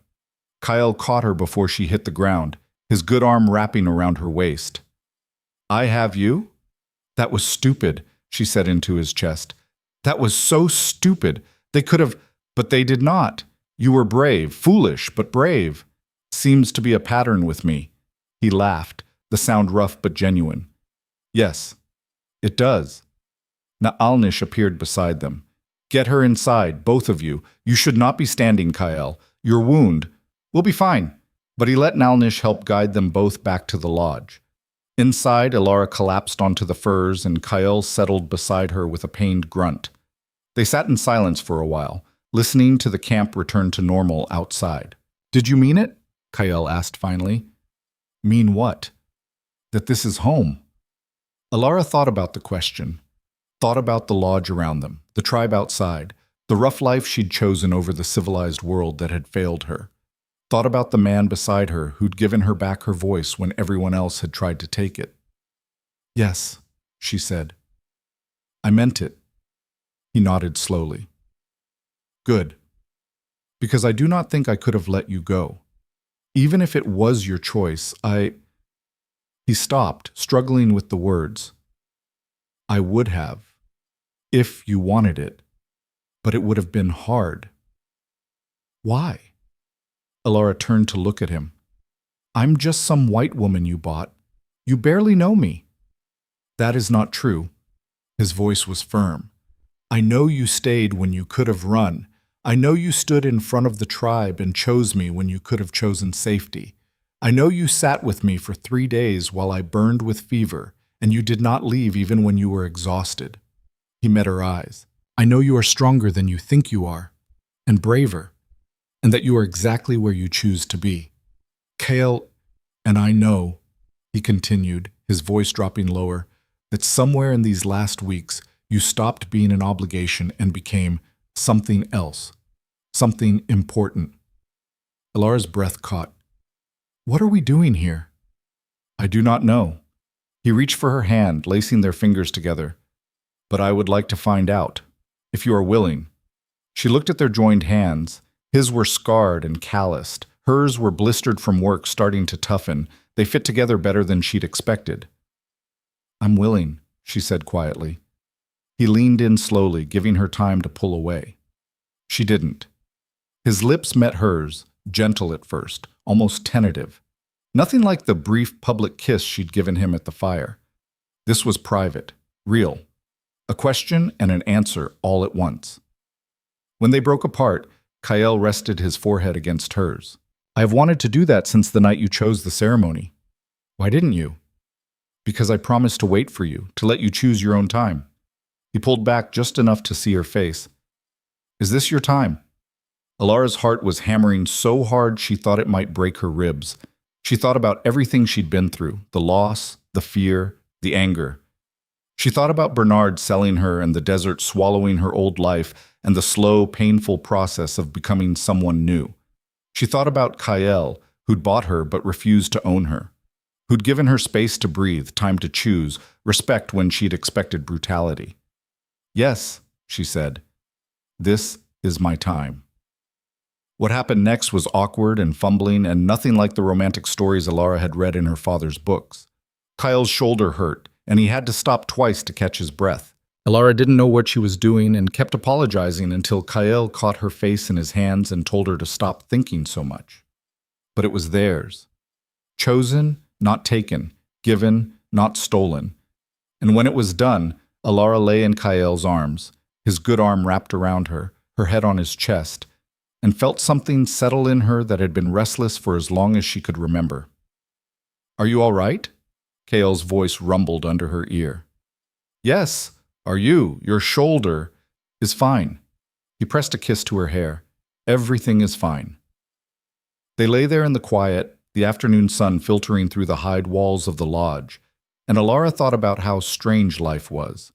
How 3 weeks ago she'd been a dutiful daughter watching her father die. How 2 weeks ago she'd been sold like livestock. How 1 week ago she'd married a stranger in a ceremony she didn't understand. And how now, impossibly, she was exactly where she wanted to be. Kyle? What happens now? She felt him smile against her hair. Now? Now you learn to speak Apache properly so you can argue with the other women in their own language. Now I teach you to shoot a bow so you can hunt. Now we live, we work, we build a life together. He paused. Is that enough? Alara thought about it. Thought about the hard work ahead. The challenges of living between two worlds, the uncertain future in a land that was changing fast. Thought about how nothing was guaranteed and everything could fall apart. Yes, she said. It's enough. The next weeks passed in a blur of learning and living. Alara's Apache improved slowly, helped by the fact that the women seemed more willing to teach her now. Desba took her under her wing, showing her how to work leather properly, how to make the thin bread they ate with every meal, how to read the sky for weather. Siki became something like a friend, though she still teased Alara mercilessly about her accent and her clumsy attempts at beadwork. The other women warmed up too, gradually, like ice thawing in spring. Even Tarak, who'd challenged Kale so viciously, seemed to have accepted the new reality. He didn't speak to Alara, but he stopped glaring at her like she was a plague. That felt like progress. Kale recovered from his burn, though it left a scar that would never fully fade. He wore it without complaint, the same way he wore all his scars, as evidence of survival, not shame. He taught Alara to ride properly, to move with a horse instead of just sitting on it. Taught her which plants were medicine and which were poison, how to track animals, how to read signs in the sand that told stories about who'd passed and when. She taught him about books. He could read already, thanks to his mother, but he'd never had much access to them. Alara's father's Bible became a bridge between them, a thing they could share. They'd read passages to each other in the evenings, arguing good-naturedly about meanings and interpretations. "Your people use too many words," Kael said one night, after a particularly dense chapter. "They say the same thing 5 different ways." "That's called poetry," Alara countered. "We have poetry too. It is just more efficient." She'd laughed at that, and the sound had echoed through the lodge, warm and easy. They were happy. Not perfectly. There were hard days, frustrations, moments when their different worlds crashed into each other awkwardly. But they were building something real, and that mattered more than perfection. And then, 6 weeks after the soldiers had come and gone, Bernard showed up. Alara was working with Siki and Desba, scraping a hide, when the warning shout went up. She looked up to see a lone rider approaching from the west, and her stomach dropped even before she recognized the horse. Bernard. He rode into camp like he owned it, his face red from sun and probably whiskey. He dismounted heavily and looked around with obvious distaste. "Where is she?" he bellowed. "Where's my niece?" Alara stood slowly, her hands still greasy from the hide. "I'm here, Bernard." He spun toward her voice, and his eyes widened when he saw her.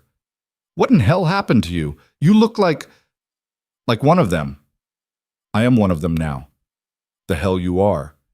He started toward her, but several warriors moved to block his path. He pulled up short, his hand going to the pistol at his belt. "Easy." Kael's voice came from behind Alara. He appeared at her side, calm but watchful.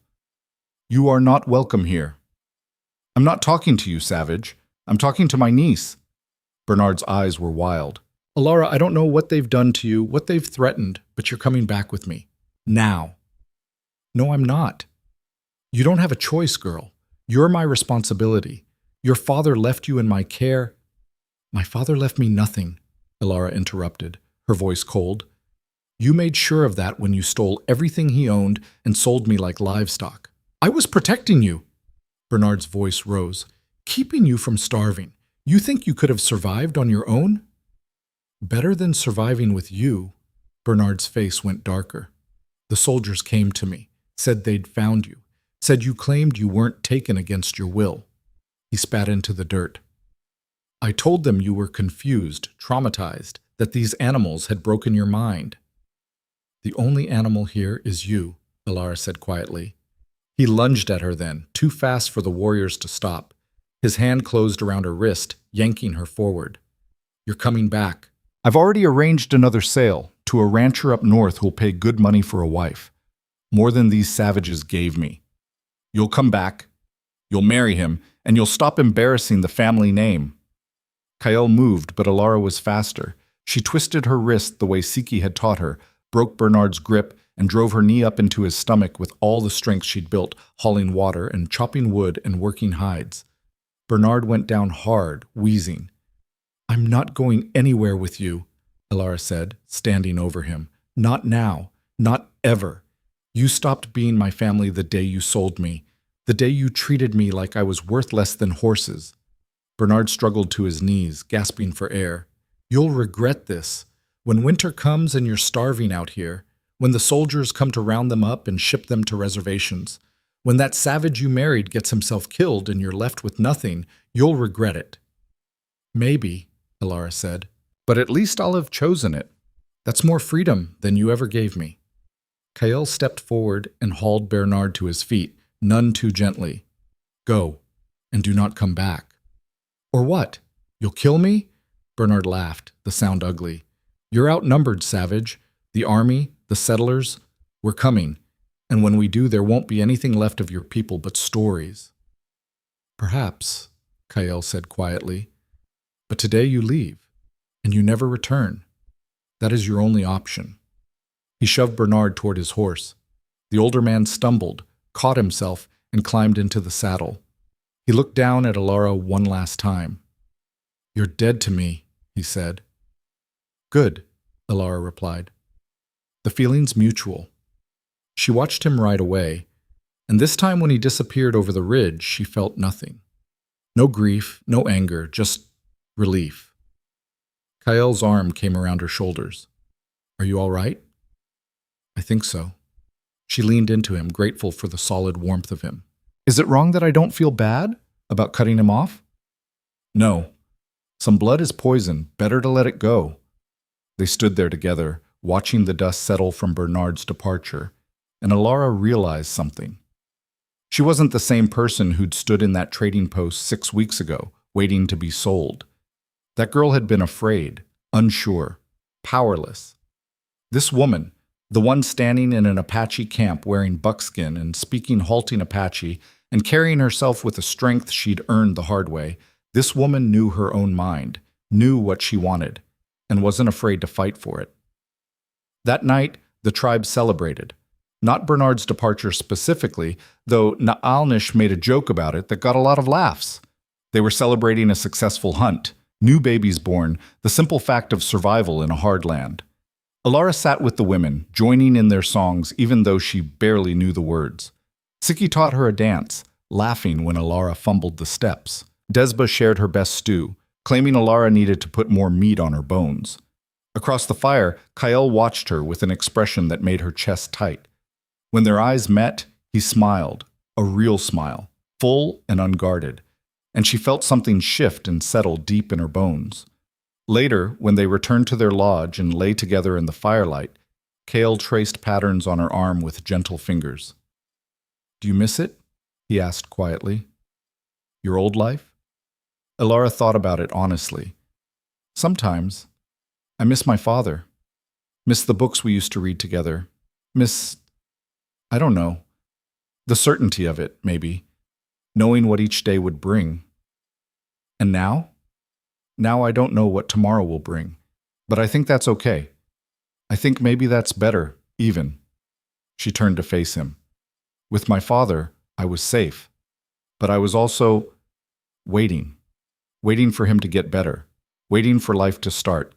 Waiting for permission to want things for myself. Here, I don't wait. I live. And you do not regret it? Choosing this life?" She thought about the question, really thought about it, about the hard work and the uncertain future and the fact that Bernard was probably right about the soldiers coming eventually. Thought about how nothing was guaranteed and she might lose everything she'd built here. "No," she said finally, "I don't regret it, because even if it all falls apart tomorrow, at least I'll know I chose it. I chose you. I chose me. That matters." Kael pulled her closer, his arms wrapping around her. "It does matter. More than you know." They fell asleep like that, tangled together, while outside the celebration continued and the stars wheeled overhead and the future stretched out uncertain but no longer frightening. Because Alara had learned something in these weeks of transformation. She'd learned that strength wasn't about never being afraid. It was about being afraid and choosing to move forward anyway. It was about making hard choices and living with them. It was about building a life from scratch when everything you knew had been taken away. And she'd learned that home wasn't a place. It wasn't 4 walls and a roof. It was wherever you found people who saw you, really saw you, and chose to stand beside you anyway.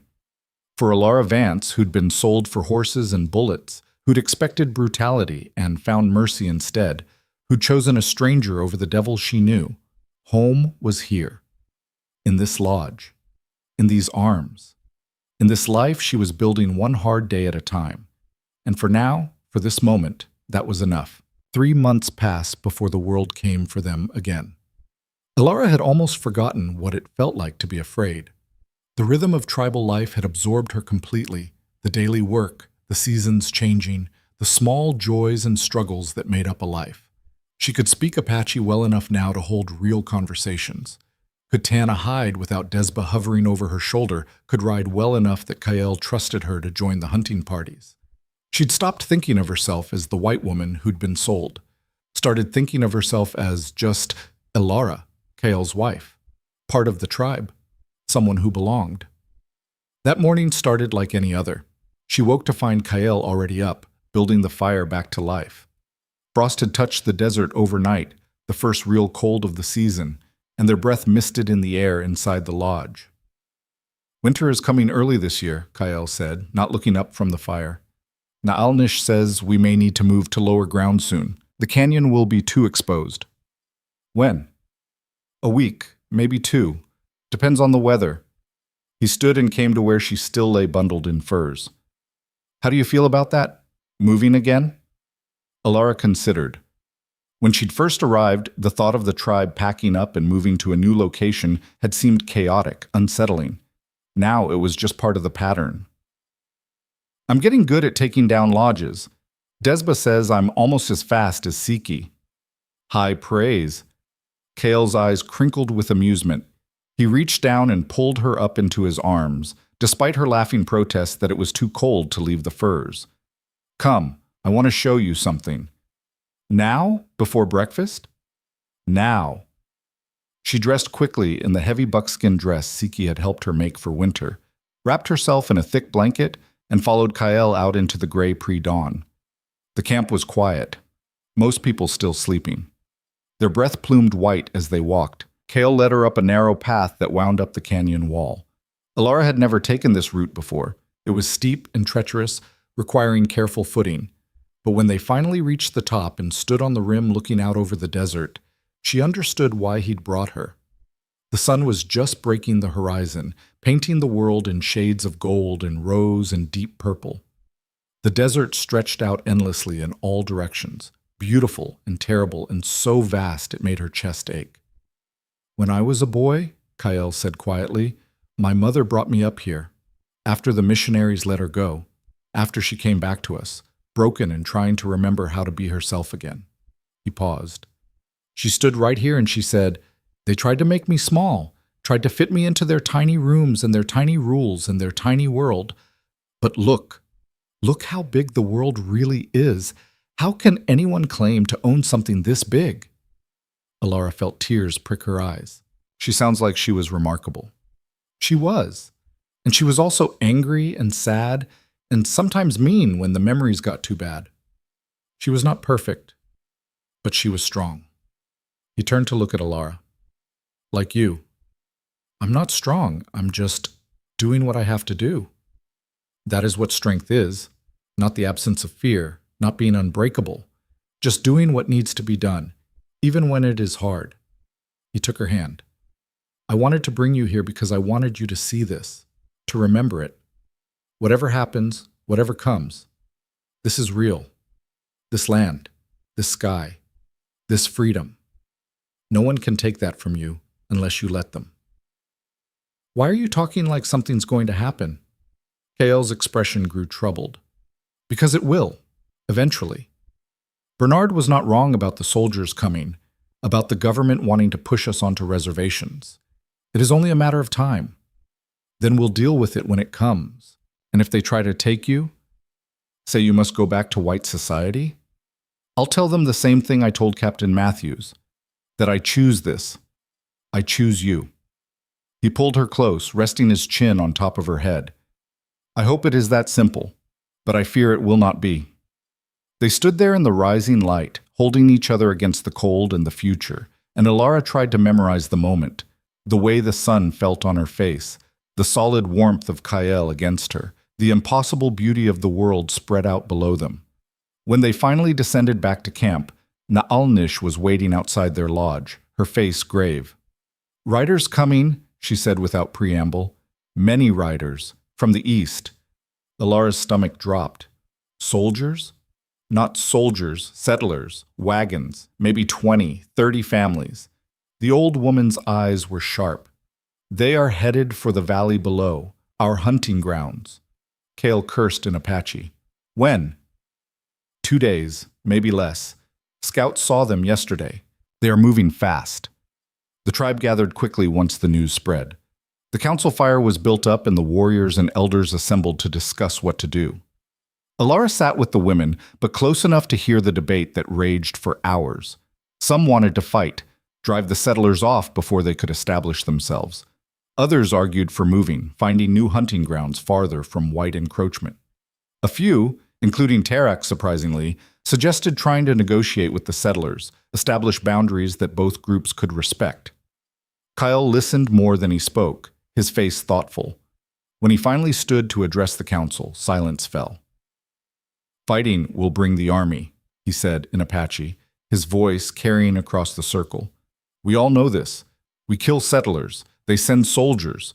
They burn our camps, kill our people, push us onto reservations where we will die slowly instead of quickly. Tarak stood as well. So we run? We give up our land without a fight? I did not say run. I said we must be smart. The settlers are not soldiers. They are families looking for land. Maybe we can talk to them. Make them understand this is our territory, that we will defend it if we must, but we prefer peace. And if they do not listen, Tarak demanded, then we make them listen. Kael's voice was hard. But we try words first, because once we start killing, there is no going back. The argument continued, voices rising and falling. Alara watched Kael, saw the weight of responsibility on his shoulders.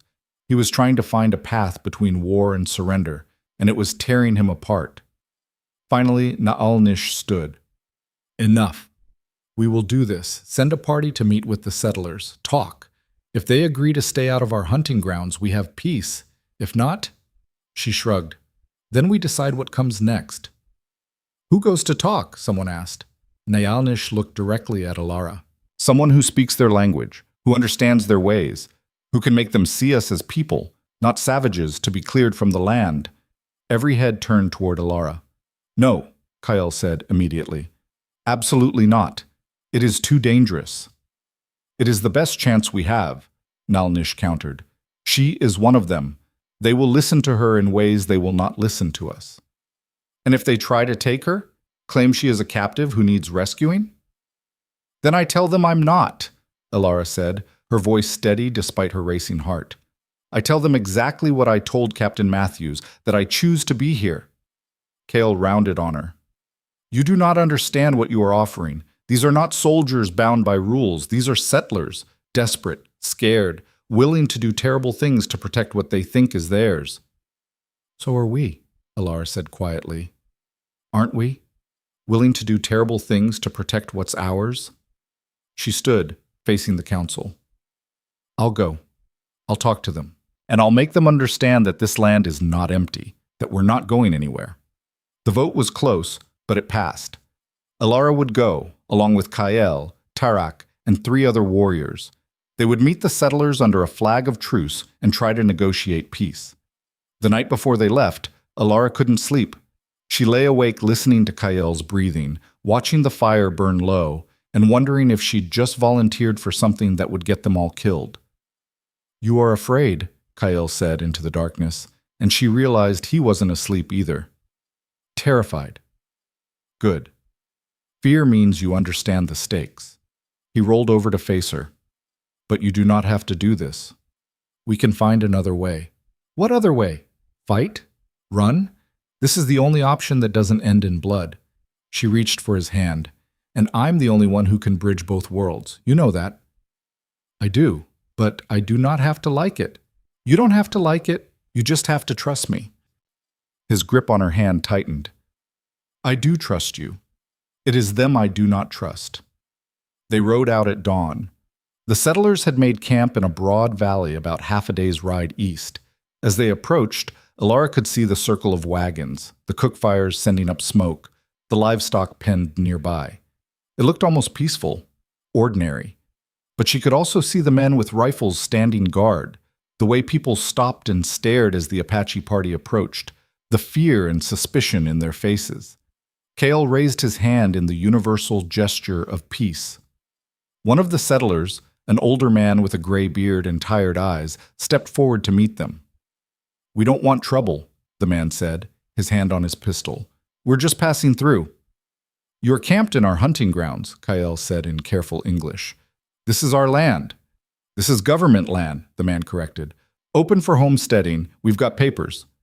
Alara dismounted slowly, keeping her hands visible. May I speak? The settler's eyes widened when he got a good look at her. You're white. I am. My name is Alara. I live with this tribe. They're my family now.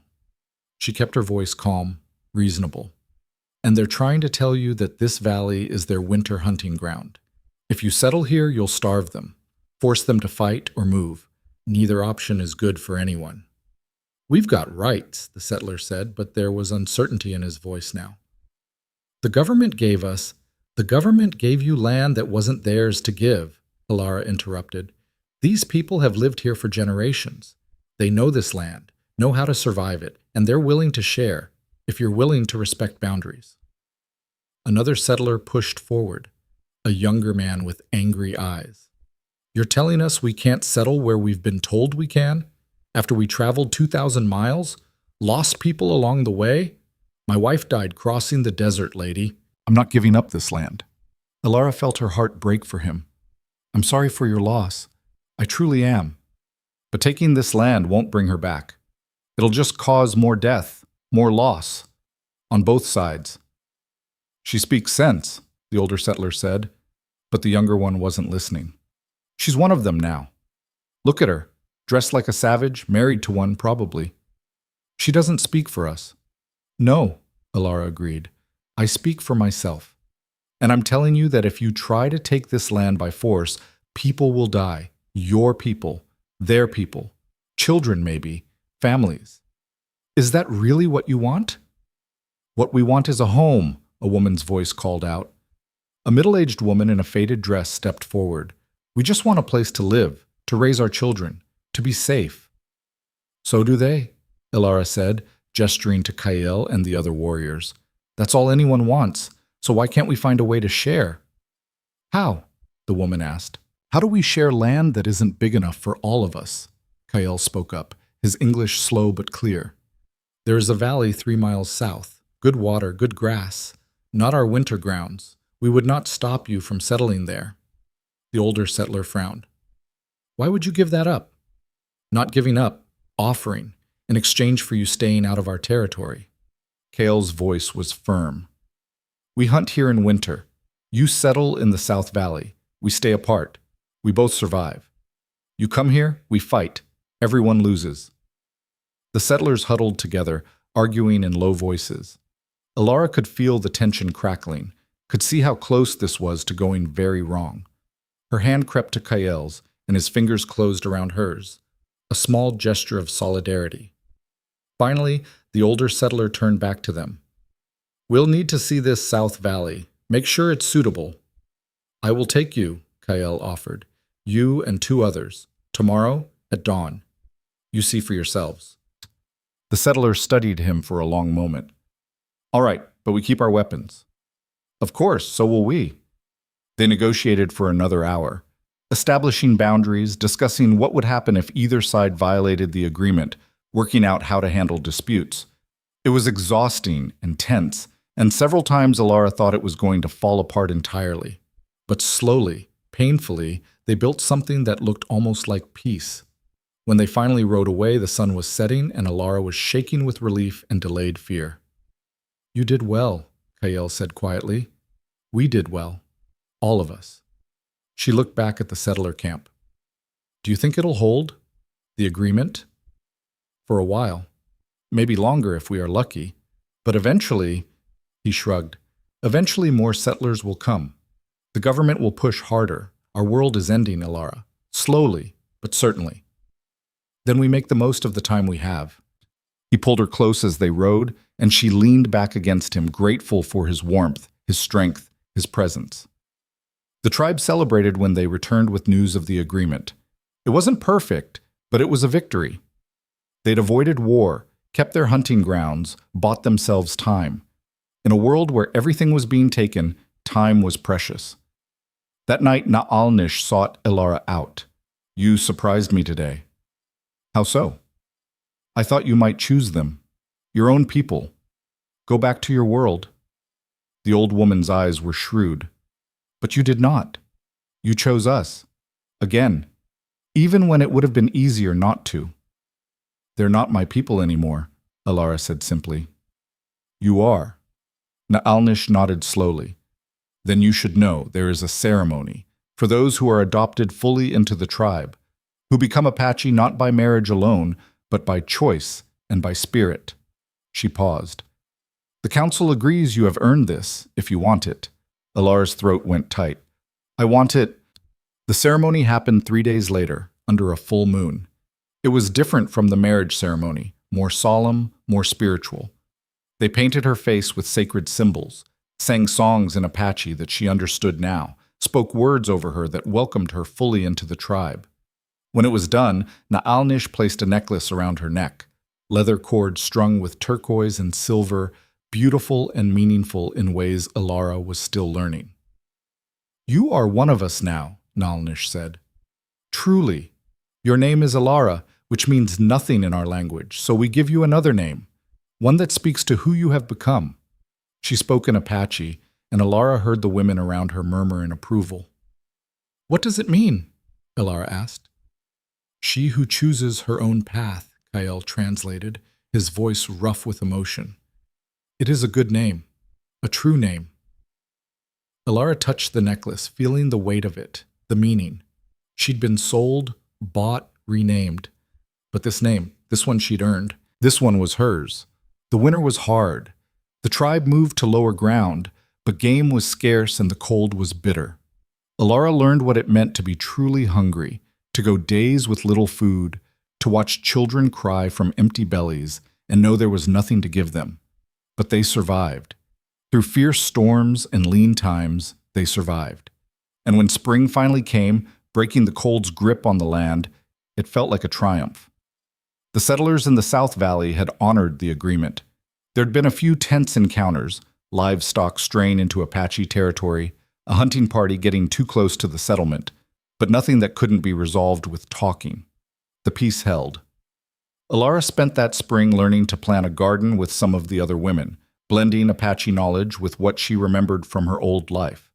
The synthesis worked. By summer, they had vegetables growing alongside the traditional crops, adding variety to their diet. She also started teaching some of the children to read and write in English. Na'elnish approved it, saying knowledge was power and knowing the enemy's language was good strategy. "Though you are not our enemy anymore," little Naya said one day, seriously, during a lesson, "you are just Alara. Just Alara. Not the white woman, not the captive, not even she who chooses her own path most of the time.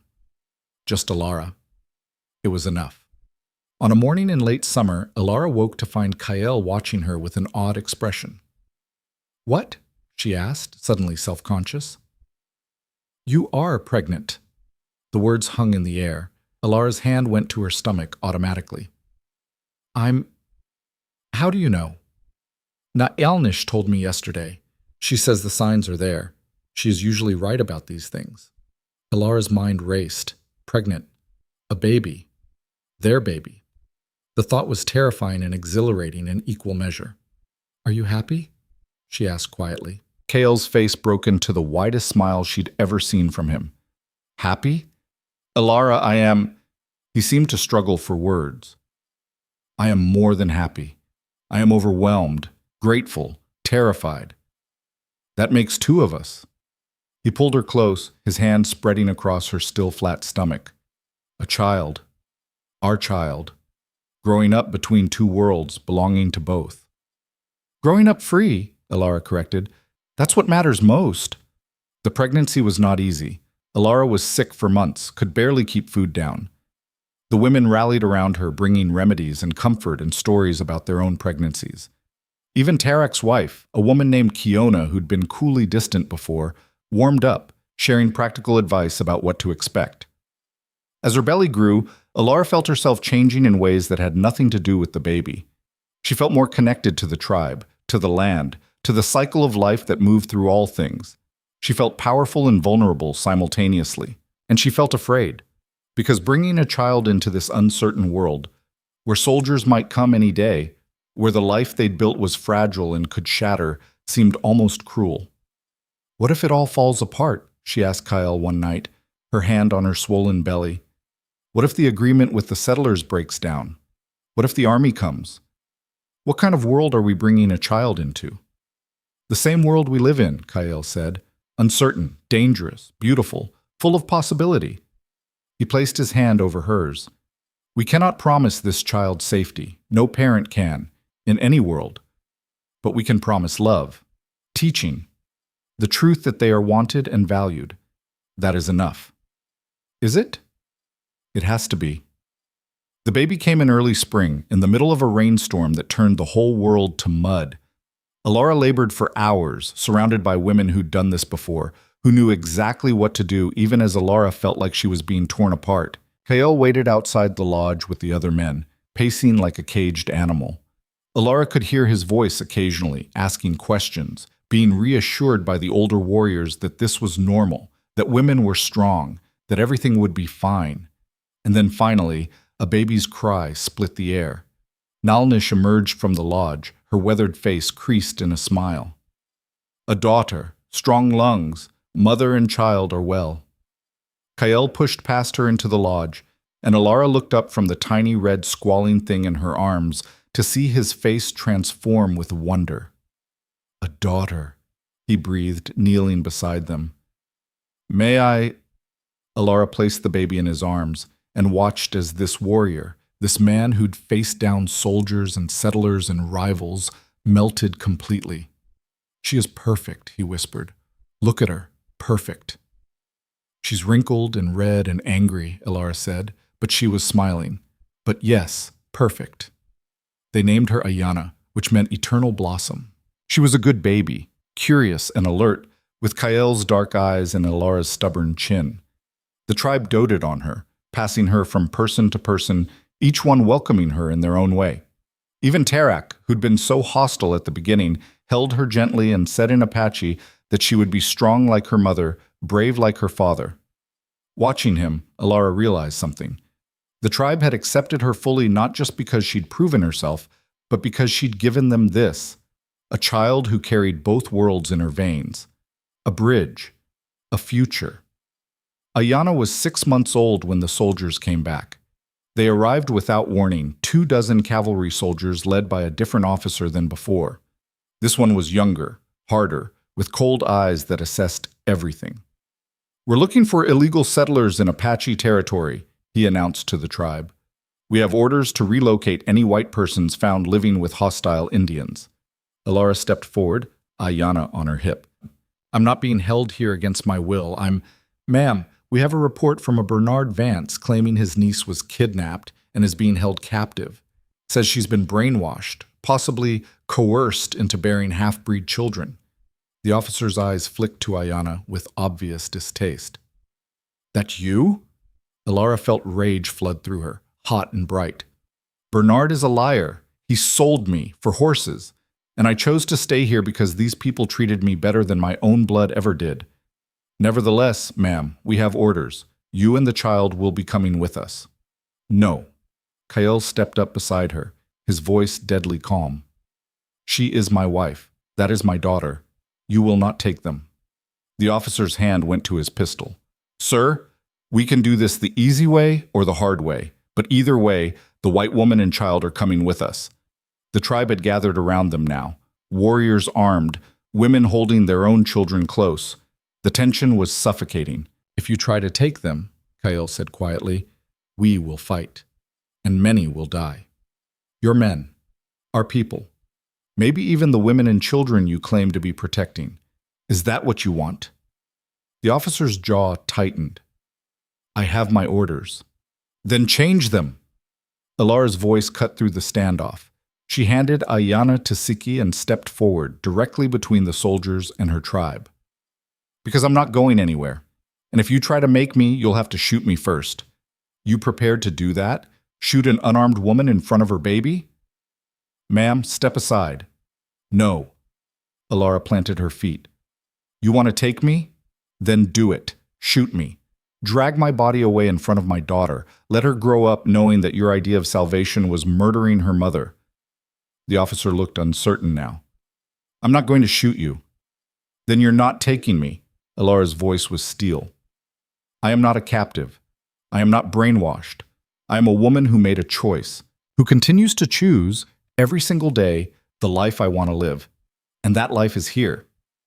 The law says I'm a citizen, doesn't it? With rights? Alara interrupted.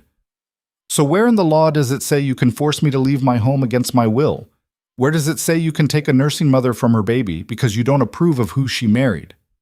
The officer had no answer for that. Alara pressed her advantage. I'll tell you what happens if you take me. You'll create an incident. The tribe will fight to get me back. People will die.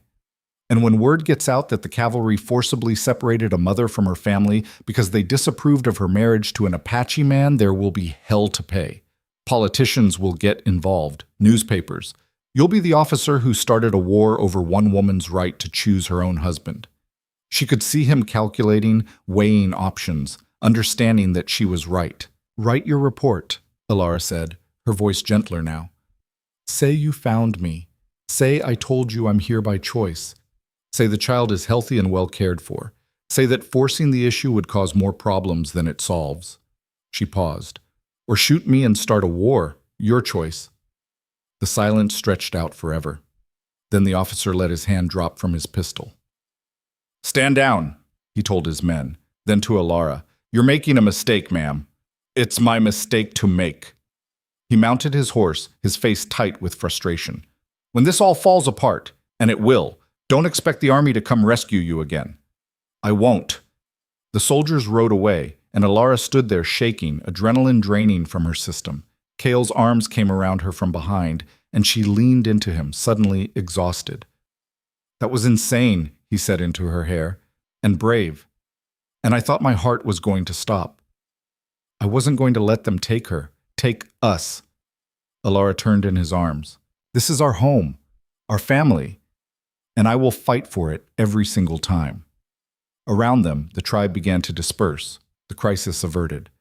Siki brought Ayana back, and Alara took her daughter in her arms, breathing in her baby smell, feeling her solid warmth.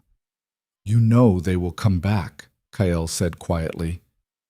Eventually, with more men, more orders. The government wants to erase us, put us on reservations, and when they do, then we'll deal with it, Alara said firmly. Together, as a family, as a tribe. However we have to. She looked up at him. But today, we won. Today we stood our ground and they backed down. That has to count for something. It counts for everything, Kael said, and kissed her forehead. That night, the tribe held a feast, not just for surviving the encounter with the soldiers, but for something deeper, for the fact that they'd stood together, that they'd faced down a threat without violence, that they'd bought themselves more time. Alara sat with Ayana sleeping in her arms, watching the fire, listening to the songs. Kael was across the circle with the other warriors, but their eyes met frequently, conversations without words. Na'alnish settled beside her. You have changed much since you came here. I had to. The person I was before wouldn't have survived this. No, she would not have. The old woman smiled. But maybe she was always inside you, waiting for a reason to emerge. Maybe this life did not change you. Maybe it just showed you who you always were. Alara thought about that, about the frightened girl in Bernard's trading post and the woman she'd become. Were they really the same person, or had she died and been reborn? I don't know who I would have been, she said finally, in my old life. Maybe I would have married some settler and raised children and never thought about anything beyond my own small world. Maybe I would have been happy that way. But you would not have been free, Nalnish said. No, I wouldn't have been free. The old woman stood, joints creaking. Freedom has a cost, but so does safety. You chose freedom. That is no small thing. She walked away, leaving Alara alone with her sleeping daughter and her thoughts. The years that followed were not easy. The tribe moved several more times, always ahead of encroaching settlement, always searching for land that was still free. The agreement with the original settlers held, but others came who had no knowledge of it, no respect for boundaries. There were more confrontations, more times when Alara had to stand between her two worlds and try to build bridges. Sometimes it worked, sometimes it didn't. Ayana grew into a fierce, bright child who spoke both Apache and English fluently, who could track a rabbit and read from a book with equal skill. She was, in every way, the bridge Alara had hoped she'd be. Other children followed. A son named Takoda, strong and quiet like his father. Another daughter, Kimi, wild and joyful. Each birth was a victory, a declaration that they would not be erased, would not disappear.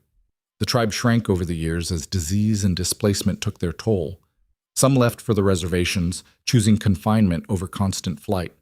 Others stayed, choosing freedom over safety, however uncertain that freedom was. Kael aged into the role of leader that had always been his destiny. The warriors looked to him for guidance, and he gave it with the same quiet wisdom he'd always shown. He never forgot his mother's lesson, that strength and cruelty were not the same thing. and Alara became something she'd never expected. A bridge between worlds, a translator not just of language but of understanding. She wrote letters for tribe members, negotiated with settlers, taught the children to navigate both cultures. She also wrote, Not for publication, but for herself, for her children. She documented the life she'd chosen, the people she'd come to love, the world that was disappearing even as she tried to preserve it. On a morning in late autumn, 15 years after she'd first been sold in a desert trading post, Alara stood on the canyon rim with Kael, the same spot he'd brought her to that first winter. Their children were below in the camp, Ayana teaching the younger ones, taking on the responsibilities of an older sister. Do you ever regret it? Kael asked. Choosing this life? Alara thought about the question seriously. She thought about the hardships, the fear, the constant uncertainty. She thought about what she'd given up, safety, comfort, a place in the world she'd been born to. And then she thought about what she'd gained, freedom, purpose, love that was chosen, not forced, children who belonged to no one but themselves, a life that was hers, built from scratch, earned through struggle and choice. Never, she said firmly. Not once. Kael smiled, the lines around his eyes deepening. He was graying now, scars mapping a life fully lived. Good, because I would have been very lonely without you. Liar, you would have found someone else. Perhaps, but she would not have been you. He pulled her close. And you. You are exactly who I needed, who we all needed. They stood there watching the sun climb higher, warming the desert, bringing light to their small corner of the world. Below, their children laughed. Behind them, the tribe carried on. And ahead, the future stretched uncertain, but no longer frightening. Because Alara had learned the greatest lesson of all, that freedom wasn't something given. It was something taken, earned, fought for every single day. It was choosing over and over again the life you wanted to live. She'd been sold for horses and bullets, expecting brutality and finding mercy instead. She'd been given a choice when she expected to have none. And she'd built a life from that choice, one hard decision at a time. Now, standing on the rim of the canyon with the man she'd chosen and the future spreading before her like the endless desert sky, she finally understood what home really meant. Home wasn't a place. It wasn't four walls or a plot of land or even a people. Home was standing exactly where you wanted to be, with exactly who you wanted to be with, living exactly the life you'd chosen. Home was freedom, earned and unbreakable. Home was here.